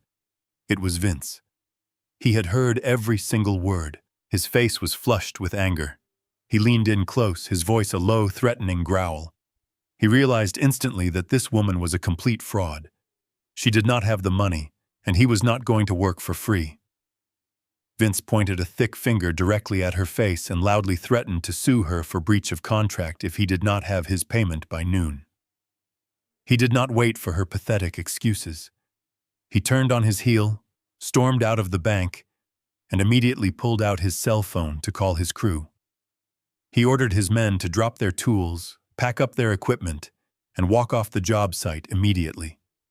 He told them to leave the house exactly as it was. Within minutes, the demolition crew abandoned the property, leaving my home half destroyed, with exposed wires hanging from the ceiling and piles of shattered drywall scattered across the floors. Rachel practically ran out of the bank, her heart hammering wildly against her ribs. She climbed into the driver's seat of her luxury car and locked the doors, completely panicking. She frantically dug through her expensive purse and pulled out the massive 50-page loan contract she had signed just a few days prior. Her trembling fingers dialed the customer service number for Apex Capital Solutions, printed on the very first page. She pressed the phone to her ear, desperate for a human voice to explain this terrible mistake. But nobody answered her call. She was instantly dropped into an endless automated holding loop, forced to sit and listen to cheerful elevator music while her fraudulent empire rapidly crumbled into dust. Rachel spent the entire evening pacing the dusty floors of the half-demolished house, listening to the agonizing sound of that automated holding music. She never reached a human being. By the time the sun rose on the third day, the reality of her situation had completely stripped away her polished influencer persona. Her designer clothes were wrinkled, and dark circles framed her bloodshot eyes. The house was dead quiet. There were no contractors, no sledgehammers, and absolutely no progress. Just a massive pile of debt and a frozen bank account. But the true public humiliation had not even begun. Around 10 o'clock in the morning, a sleek, jet-black sport utility vehicle slowly rolled down the quiet suburban street. It did not park in the driveway. It parked aggressively right in front of the house, blocking the curb. Two men stepped out of the vehicle. They were not wearing police uniforms, but they moved with the cold, undeniable authority of federal agents. They wore tailored black suits and dark sunglasses. One of them carried a heavy clipboard, while the other carried a thick roll of industrial tape and a massive, bright orange piece of paper. They walked up the driveway with heavy, synchronized steps, completely ignoring the luxurious landscaping. Rachel was standing in the kitchen, peering through the front window blinds. Her breath hitched in her throat as she watched them approach the front door. She recognized the terrifying neon color of that paper immediately. It was the universal color of financial ruin. Before she could even rush to the door to stop them, the two corporate repo agents slapped the massive orange poster directly onto the expensive mahogany front door. They taped all four corners down securely. The bold black letters printed across the top of the notice were so large they could be read clearly from the street. It read, "Notice of foreclosure and immediate asset seizure." The agents took a photograph of the door for their legal records, turned around, and walked briskly back to their vehicle without ever knocking or asking for permission. Rachel threw the front door open, her hands shaking uncontrollably as she stared at the glaring neon sign. It felt like a branding iron had just been pressed against the facade of her pristine life. The sudden commotion had not gone unnoticed. The quiet, upscale neighborhood was suddenly buzzing. Across the street, the retired couple who meticulously maintained their garden stopped watering their roses and stared. The woman next door stepped out onto her porch, holding her morning coffee, watching with wide, judgmental eyes. Rachel could feel their stares burning into her skin. She had spent months bragging to these neighbors about her massive wealth and her upcoming real estate empire. Now, they were standing on their manicured lawns, watching her be publicly labeled as a complete fraud.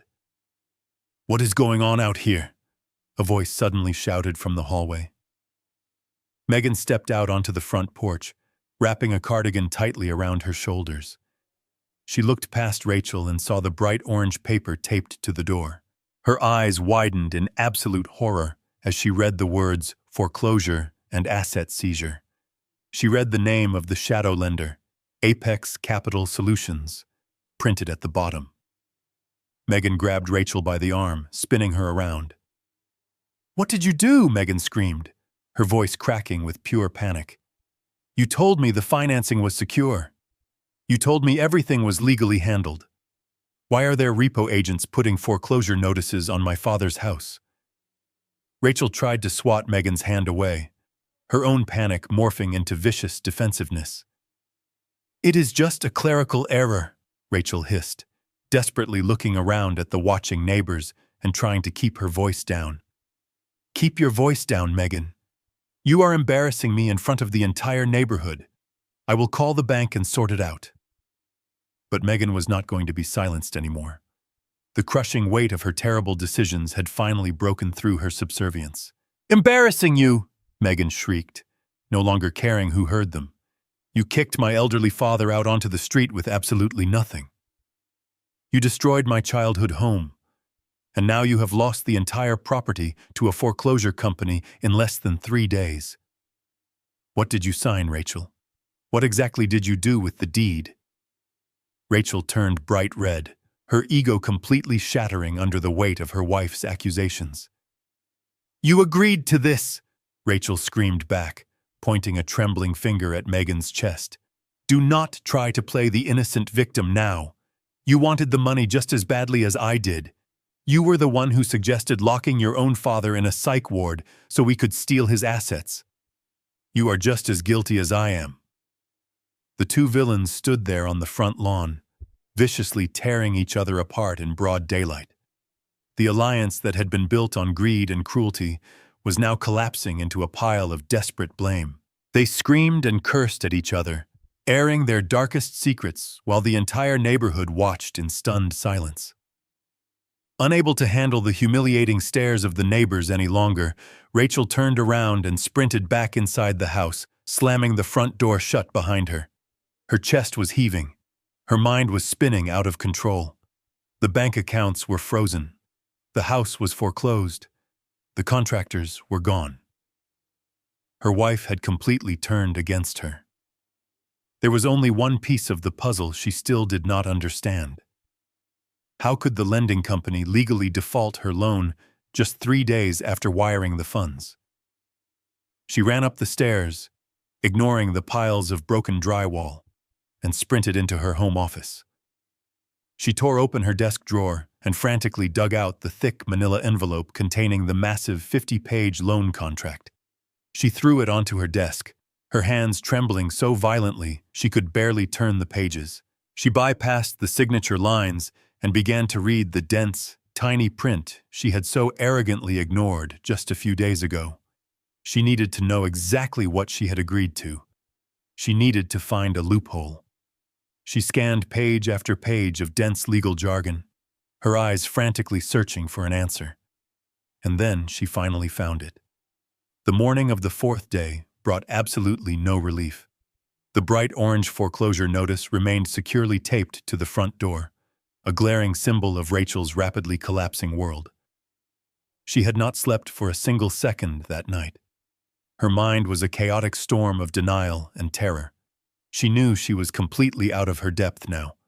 The automated customer service lines had yielded absolutely no answers, and the local bank had firmly refused to speak further.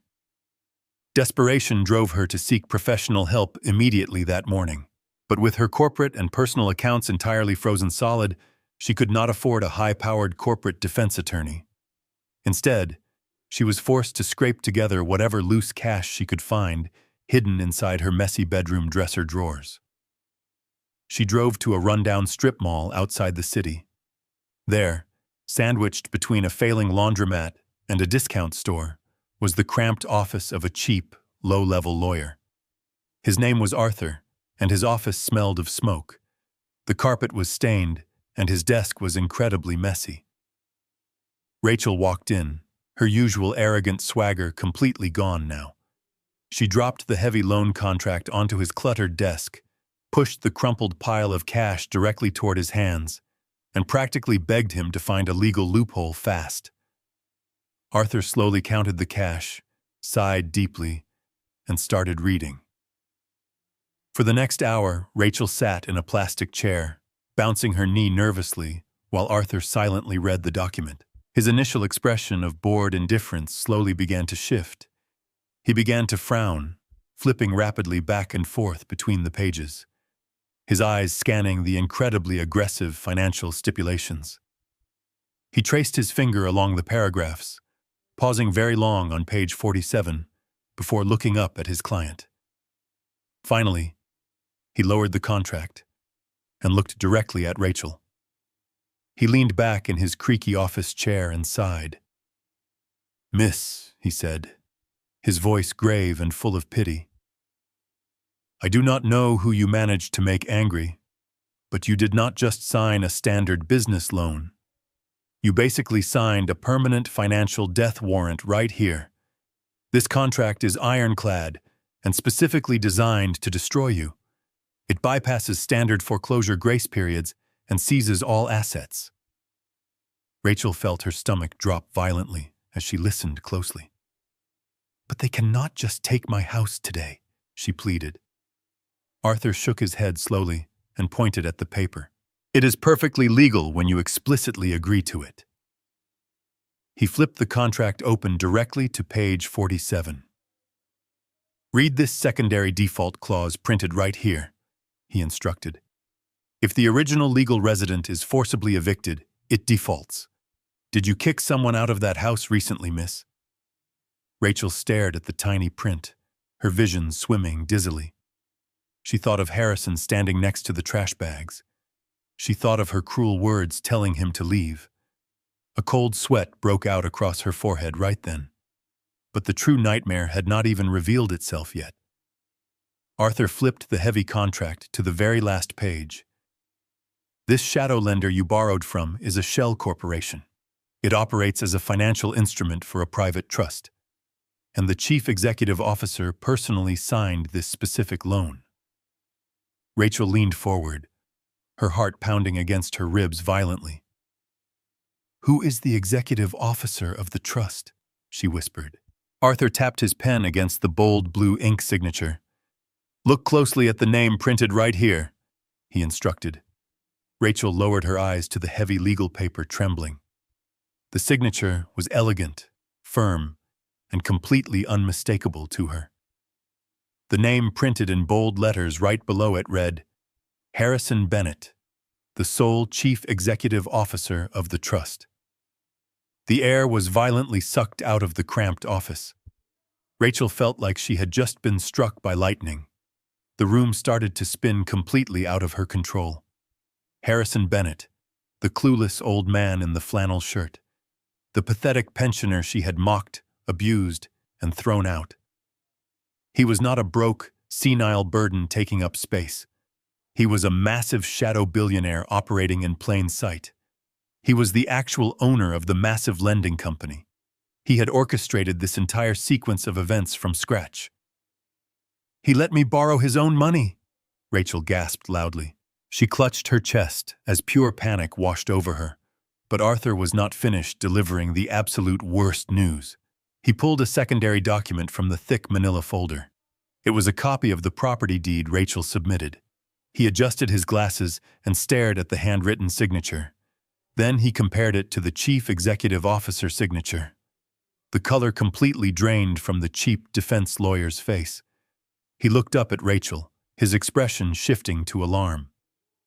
"Miss," Arthur said, his voice dropping to a harsh whisper, "this signature on the deed transferring the property to you, it is a masterfully executed criminal forgery, is it not?" Rachel froze completely, utterly unable to speak a single word. Her terrible silence was a deafening confession in the room. Arthur snatched his hands away from the documents in fear. "You used a forged property deed to secure federal funds. You borrowed $2 million across state banking lines illegally. That is federal mortgage fraud against a billionaire private trust. You are looking at 10 years in federal prison minimum. I will absolutely not be an accessory to mortgage fraud. Take your dirty money and get out of my office." Rachel stumbled to her car, clutching the cursed legal documents.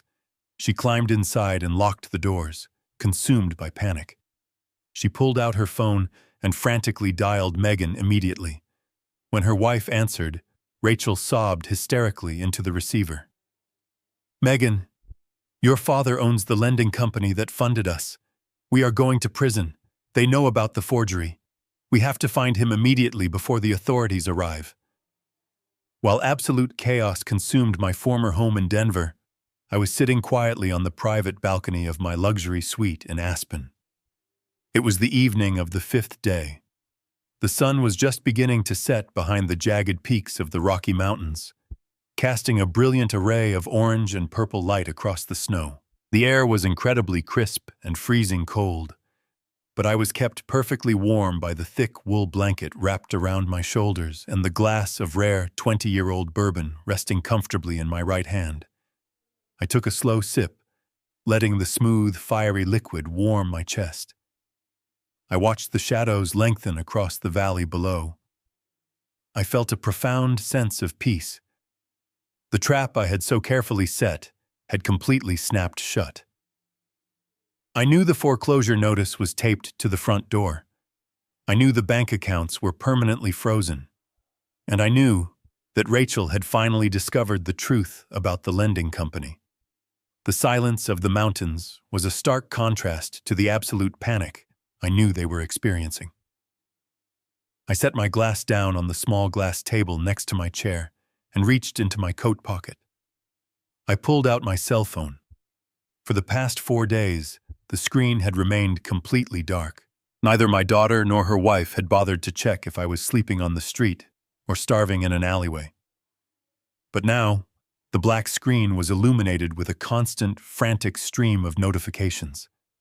I unlocked the phone and looked at the call log. There were exactly 19 missed calls. There were also 36 unread text messages and a full inbox of voicemails. The sudden explosion of desperate communication was the sweetest validation I could have ever asked for. I leaned back in my chair, propped my feet up on the balcony railing, and tapped the icon to listen to the voicemails. The emotional progression of the recorded messages was a fascinating study in human desperation. The first few voicemails were from early that afternoon. They were left by Rachel, and they were filled with the same arrogant rage she had always displayed. Her voice was sharp and demanding. She ordered me to answer the phone immediately. She threatened to call the police and report me for financial sabotage. She demanded to know how I had managed to trick her into signing that contract, acting as if she were the innocent victim of a cruel scam. I just smiled and deleted those angry messages. She was still trying to cling to her shattered ego. But as the afternoon turned into evening, the tone of the voicemails began to shift dramatically. The anger slowly dissolved, replaced by a deep, frantic terror. The next batch of messages came from Megan. Her voice was trembling so violently she could barely form coherent sentences. She was crying loudly into the receiver, begging me to please pick up the phone. She sobbed about the foreclosure notice on the front door and the angry neighbors staring at them. She pleaded with me to call the shadow lender and explain that there had been a terrible misunderstanding. She still did not fully grasp the reality that I was the shadow lender. She thought I just had some sort of magical leverage to fix the nightmare she had created. I listened to my daughter cry, feeling a strange emptiness in my chest. A week ago, those tears would have broken my heart. Now, they meant absolutely nothing to me. By the time I reached the final few voicemails, left just minutes before I opened the application, the tone had completely devolved into pathetic, humiliating begging. Rachel had taken the phone back. Her arrogant influencer persona was completely gone. She was hyperventilating, her voice reduced to a pathetic, high-pitched whine. She apologized profusely for kicking me out of the house. She swore she never meant the cruel things she said. She begged me to forgive her and to call off the federal authorities before they issued a warrant for mortgage fraud. She promised to give me the house back, to clean up the demolition mess, and to do whatever I wanted if I just saved her from going to federal prison. It was the sound of a woman who had finally looked down and realized she was standing over a bottomless cliff. I finished listening to the 19th voicemail. I deleted it, just like I had deleted all the others.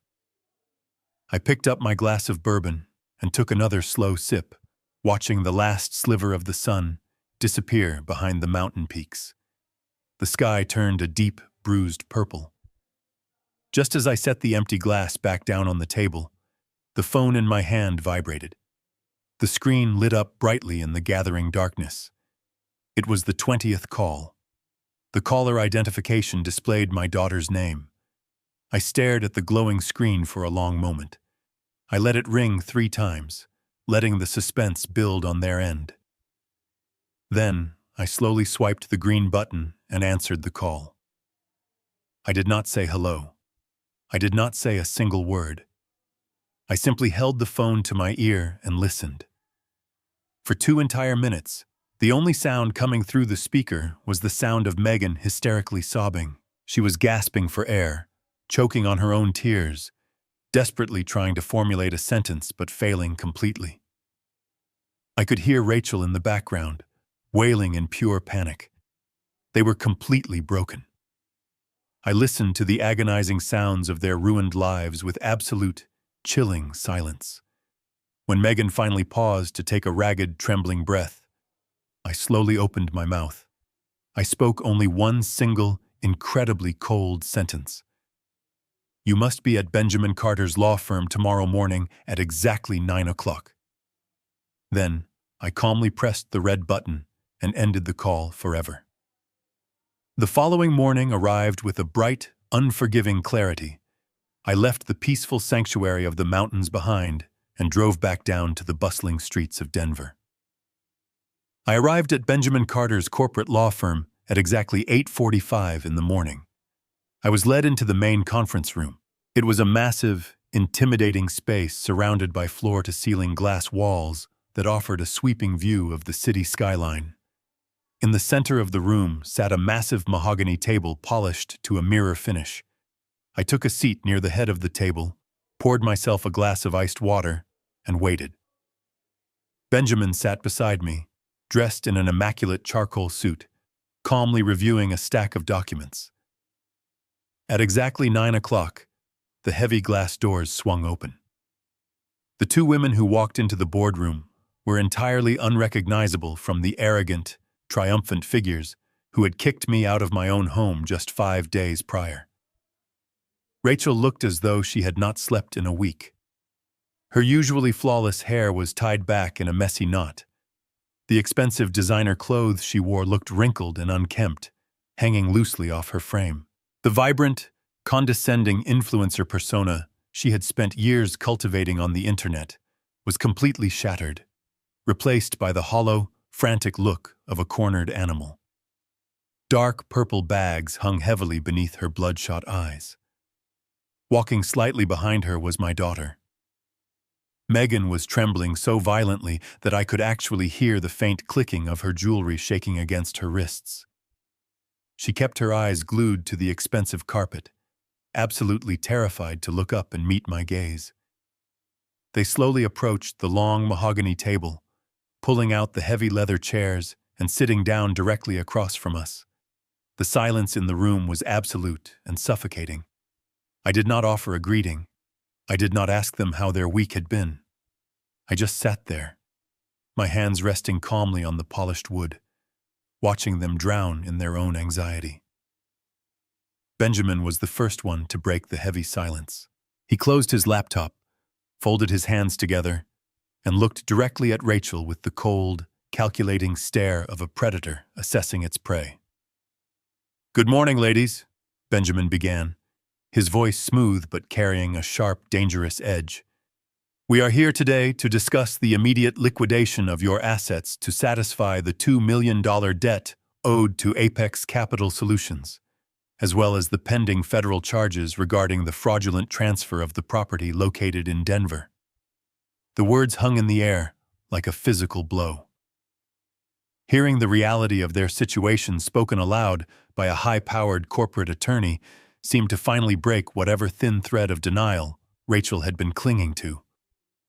Her head snapped up, and the familiar, toxic anger flashed across her exhausted face. She slammed her hand flat against the mahogany table, trying to summon the arrogant authority she had once possessed. "You cannot just take everything from me," Rachel snapped, her voice trembling but loud.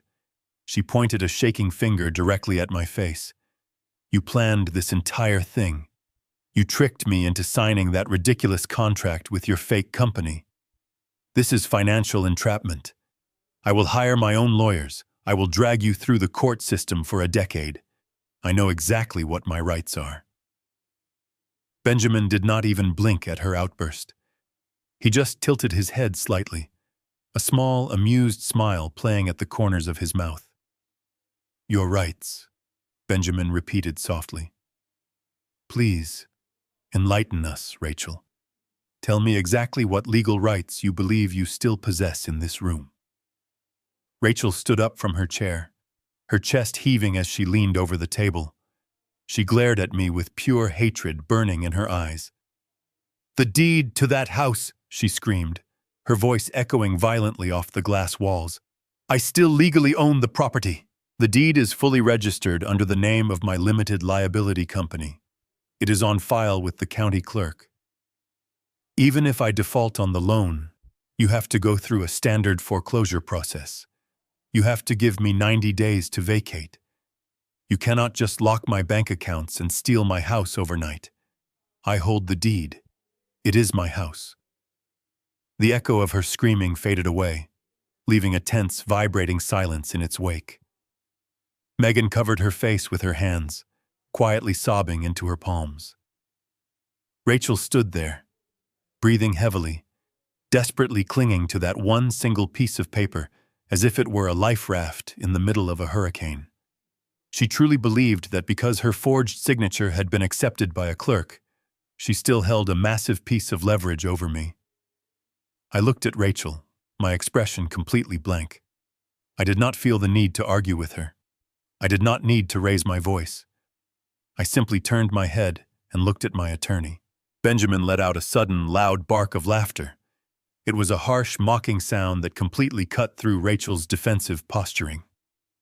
He reached down into his briefcase resting on the floor and pulled out a thick, heavy leather-bound folder. He tossed it casually through the air. It landed directly in the center of the polished mahogany table with a heavy, resounding thud. Rachel flinched, staring down at the dark leather cover as if it were a venomous snake preparing to strike. Benjamin leaned back in his chair, adjusting his silk tie with perfectly calm, deliberate movements. He looked Rachel directly in the eyes, his amused smile transforming into a look of absolute, crushing finality.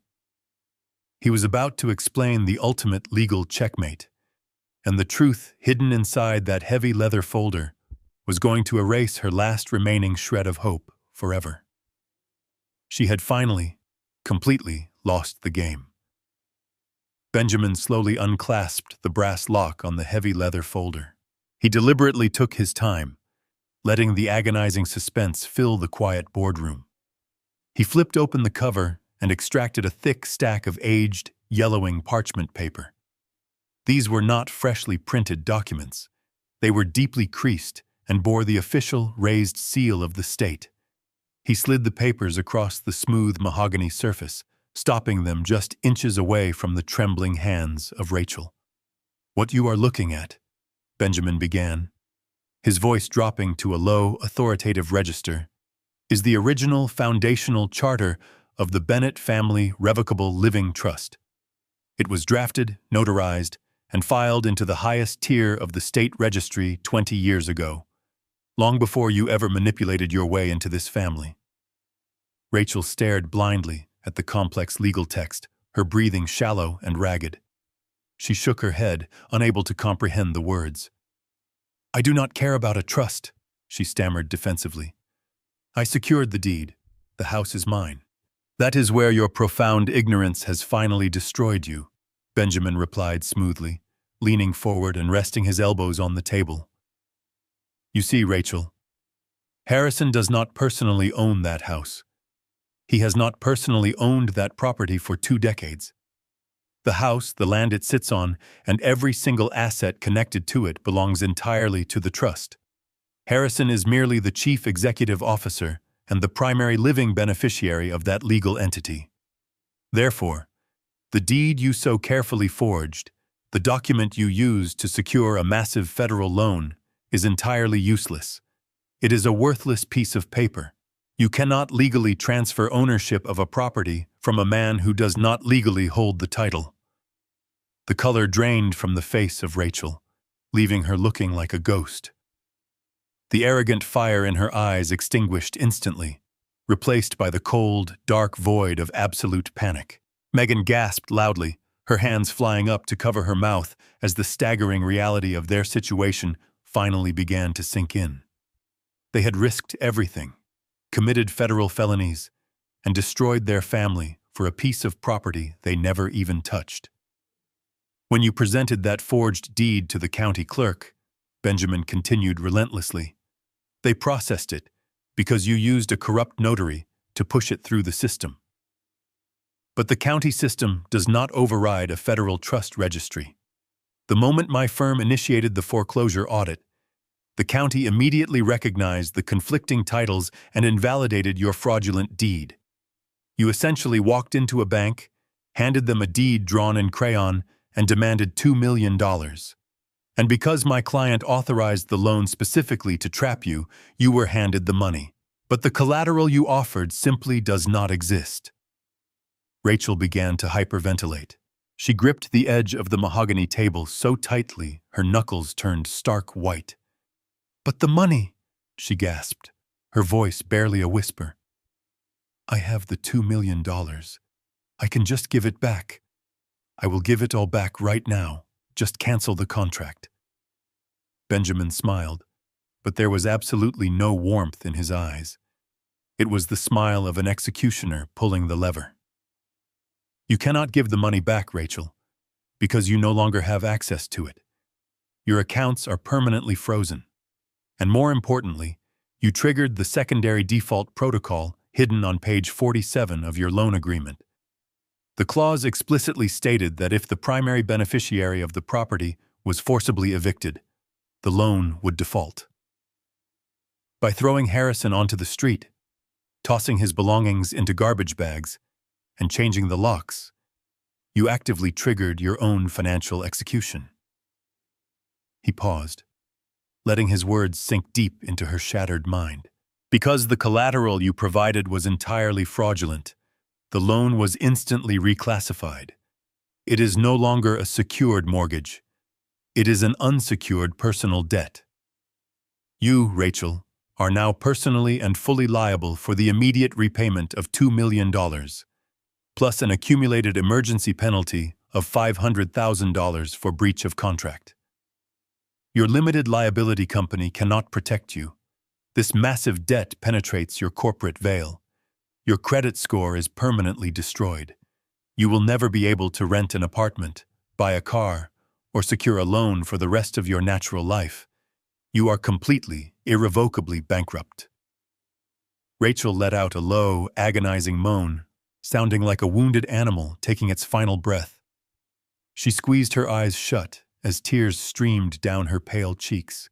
But Benjamin was not finished delivering the final, fatal blows to her ruined life. He pulled a second, thinner folder from his briefcase and placed it on top of the trust documents. "And then there is the criminal aspect of your behavior," Benjamin said coldly. "You committed wire fraud by transferring those funds across state lines. You committed severe mortgage fraud by submitting a forged document to a lending institution. You committed felony elder abuse by attempting to medically kidnap a competent senior citizen to seize his assets. My office has already forwarded the complete audio recordings, the forged deed, and the signed loan agreement to the federal prosecutor. They are currently reviewing the file. Given the overwhelming mountain of undeniable evidence, you are looking at a minimum sentence of 10 to 15 years in a federal penitentiary." The sheer weight of the absolute destruction brought down upon her was finally too much for her fragile mind to process. Her legs simply gave out beneath her. She slipped off the heavy leather chair and collapsed completely onto the floor of the boardroom. She lay there on the expensive carpet, curling her body into a tight ball, weeping uncontrollably. Her pathetic sobs echoed off the massive glass walls, serving as a pitiful soundtrack to the complete annihilation of her fraudulent empire. The confident social media influencer was entirely gone. She was finally completely broken. Benjamin reached across the mahogany table and pressed a silver button on his telephone console. Seconds later, the heavy glass doors swung open. Two large security guards dressed in gray suits stepped into the room. They walked over to where Rachel was curled up on the carpet, reached down, and grabbed her by the arms. They hoisted her to her feet with practiced efficiency. The physical contact snapped Rachel out of her catatonic state, plunging her into a frenzy of absolute hysteria. She began to thrash and scream, her shoes scraping against the floor as she desperately tried to dig her heels into the plush carpet. She shrieked my name, begging me to stop them, pleading for a second chance, promising to fix the mess. The guards ignored her flailing. They maintained their iron grip and dragged her backward out of the boardroom. The heavy glass doors swung shut behind them, abruptly cutting off the piercing sound of her wailing. The sudden return of silence to the room was deafening. I did not watch her leave. My eyes were completely fixed on the only other person remaining on the opposite side of the table. My daughter. Megan had not moved a single muscle while her wife was being forcibly dragged away. She was sitting frozen in her heavy leather chair, her face buried in her trembling hands, her breath coming in shallow gasps. The absolute reality of her profound isolation had finally crashed down upon her. The toxic woman she had chosen over her father was gone, ruined and facing a decade in federal prison. The massive house was foreclosed. The money was a complete illusion. She had nothing left in the world except the horrific consequences of her own terrible choices. Slowly, Megan lowered her hands. Her face was streaked with dark mascara, and her eyes were swollen with tears. She looked across the polished wood and met my gaze. She saw the absolute emptiness in my eyes, and it completely broke whatever was left of her composure. She slipped out of her chair and dropped to her knees on the floor. She did not stand up and walk around the table. She literally crawled. She dragged herself across the expensive carpet, sobbing heavily with every painful inch, until she reached my chair. She reached out with shaking hands and tightly grabbed both of my knees, burying her wet face against the fabric of my jeans. "Daddy, please!" Megan wailed, her voice cracking with a desperate terror. "Please, you have to forgive me." She manipulated me. "Rachel twisted my mind and made me think you were holding us back. She told me it was the only way we could build a future together. I never actually wanted to hurt you. I was just so scared of losing her that I went along with it. Please, Daddy, look at me. I am your little girl. I am your daughter." I sat perfectly still, looking down at the top of her head as she wept against my legs. I felt the familiar warmth of her tears soaking through the denim of my jeans. For a brief second, a vivid memory flashed through my mind. I remembered carrying her on my shoulders at the county fair when she was just 5 years old. I remembered the sound of her innocent laughter echoing through the air. I remembered the fierce, unconditional promise I had made to myself that night, to always protect her from the cruelties of the world. But the woman weeping at my feet was not that innocent little girl anymore. The little girl I raised would never have plotted in the dark to strip away my dignity. The little girl I loved would never have casually discussed locking her own father inside an underfunded government psychiatric ward to steal his savings. The profound betrayal cut far deeper than the forged deed. It was the absolute lack of basic human empathy that had severed the bond between us. I placed my hand gently on top of her head. Megan stopped talking, holding her breath, perhaps foolishly hoping that my physical touch was a sign of impending forgiveness. But it was not. It was a gesture of absolute finality. "I could have forgiven you for stealing my money," I said, my voice perfectly steady and completely devoid of any emotion. "Money is just paper, Megan. I have made fortunes and I have lost them. If you had come to me and told me you were desperate, I would have given you whatever you needed. But I will never forgive you for trying to lock me in a psych ward." Megan let out a sharp, painful gasp, squeezing her eyes shut as the reality of her own recorded words was thrown back into her face. "You were perfectly willing to let strangers lock me in a cage," I continued, my words falling like heavy stones in the quiet room. "You were willing to let me spend the last years of my life medicated, confused, and entirely alone, all so you would not have to look at me while you spent the money I worked my entire life to earn. Dementia does not destroy a family, Megan. Greed does. And your unbelievable greed has completely and permanently destroyed everything we ever once had together." I slowly pulled my leg away from her desperate grasp. Her hands slipped off my jeans, falling uselessly to the floor. I stood up from the heavy leather chair, towering over her. I did not offer her a hand to help her stand. I did not offer her a single word of comfort. I simply turned my back on the broken woman who used to be my daughter, and I walked toward the heavy glass doors of the boardroom. I pushed them wide open and walked out of the quiet room, leaving her completely alone, weeping bitterly on the cold floor of the massive corporate office. I never looked back. A few short months quickly passed since that cold morning in the glass boardroom. The harsh winter snow slowly melted away, giving way to the bright, promising, and warm sunlight of a new spring season. I never once returned to the property in Denver. I had absolutely no desire to walk through those half-demolished, dusty hallways or look at the broken drywall of my former bedroom ever again. The house had served its purpose for many long years, but it simply was no longer a home. It was just a plot of land filled with the ghosts of a broken family. So, I instructed Benjamin Carter, to put the property on the commercial real estate market. Because of the prime location and the rapid expansion of that specific neighborhood, a major commercial developer purchased the lot within a single week. They paid a massive, unprecedented premium for the land, eager to tear down the remaining structure of the house and build a highly profitable luxury condominium complex. I signed the final transfer papers from the comfortable balcony of my hotel suite, officially closing that dark chapter of my life forever. The money from the sale was deposited directly into the trust, adding millions to an already vast fortune. But I did not need another dollar to live comfortably. I had everything I needed to survive. However, the terrible ordeal with my daughter and her manipulative wife had opened my eyes to a very dark, hidden reality.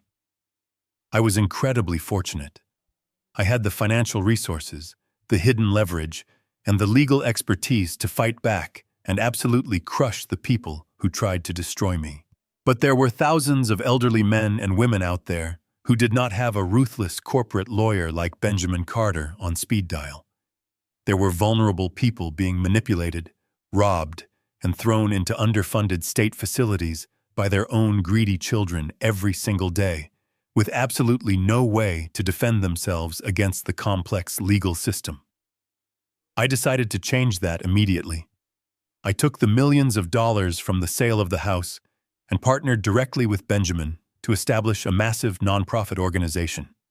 We created a powerful legal foundation specifically designed to provide free, high-powered, and aggressively ruthless legal aid to elderly individuals suffering from family financial abuse. We hired a dedicated team of the sharpest corporate lawyers and specialized fraud investigators in the state. If a greedy child tried to forge a property deed, secretly drain a retirement account, or falsely declare a parent legally incompetent, my foundation would step in and completely destroy them in court, entirely free of charge. It gave my life a profound new purpose. I was still building strong foundations, but this time, I was building them to protect people who truly needed a reliable shield. As for Rachel and Megan, the justice system handled them exactly as Benjamin promised. Rachel was formally indicted on multiple counts of federal wire fraud and severe mortgage fraud. Her arrogant demeanor vanished completely when the judge handed down a 10-year sentence in a federal penitentiary. The influencer who once bragged about her hustle culture and her millions was now wearing a standard-issue jumpsuit, permanently stripped of her phone, her fake followers, and her fraudulent empire.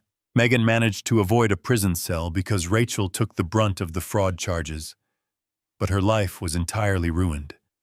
With her credit permanently destroyed and her wife locked away for a decade, she was forced to file for total bankruptcy.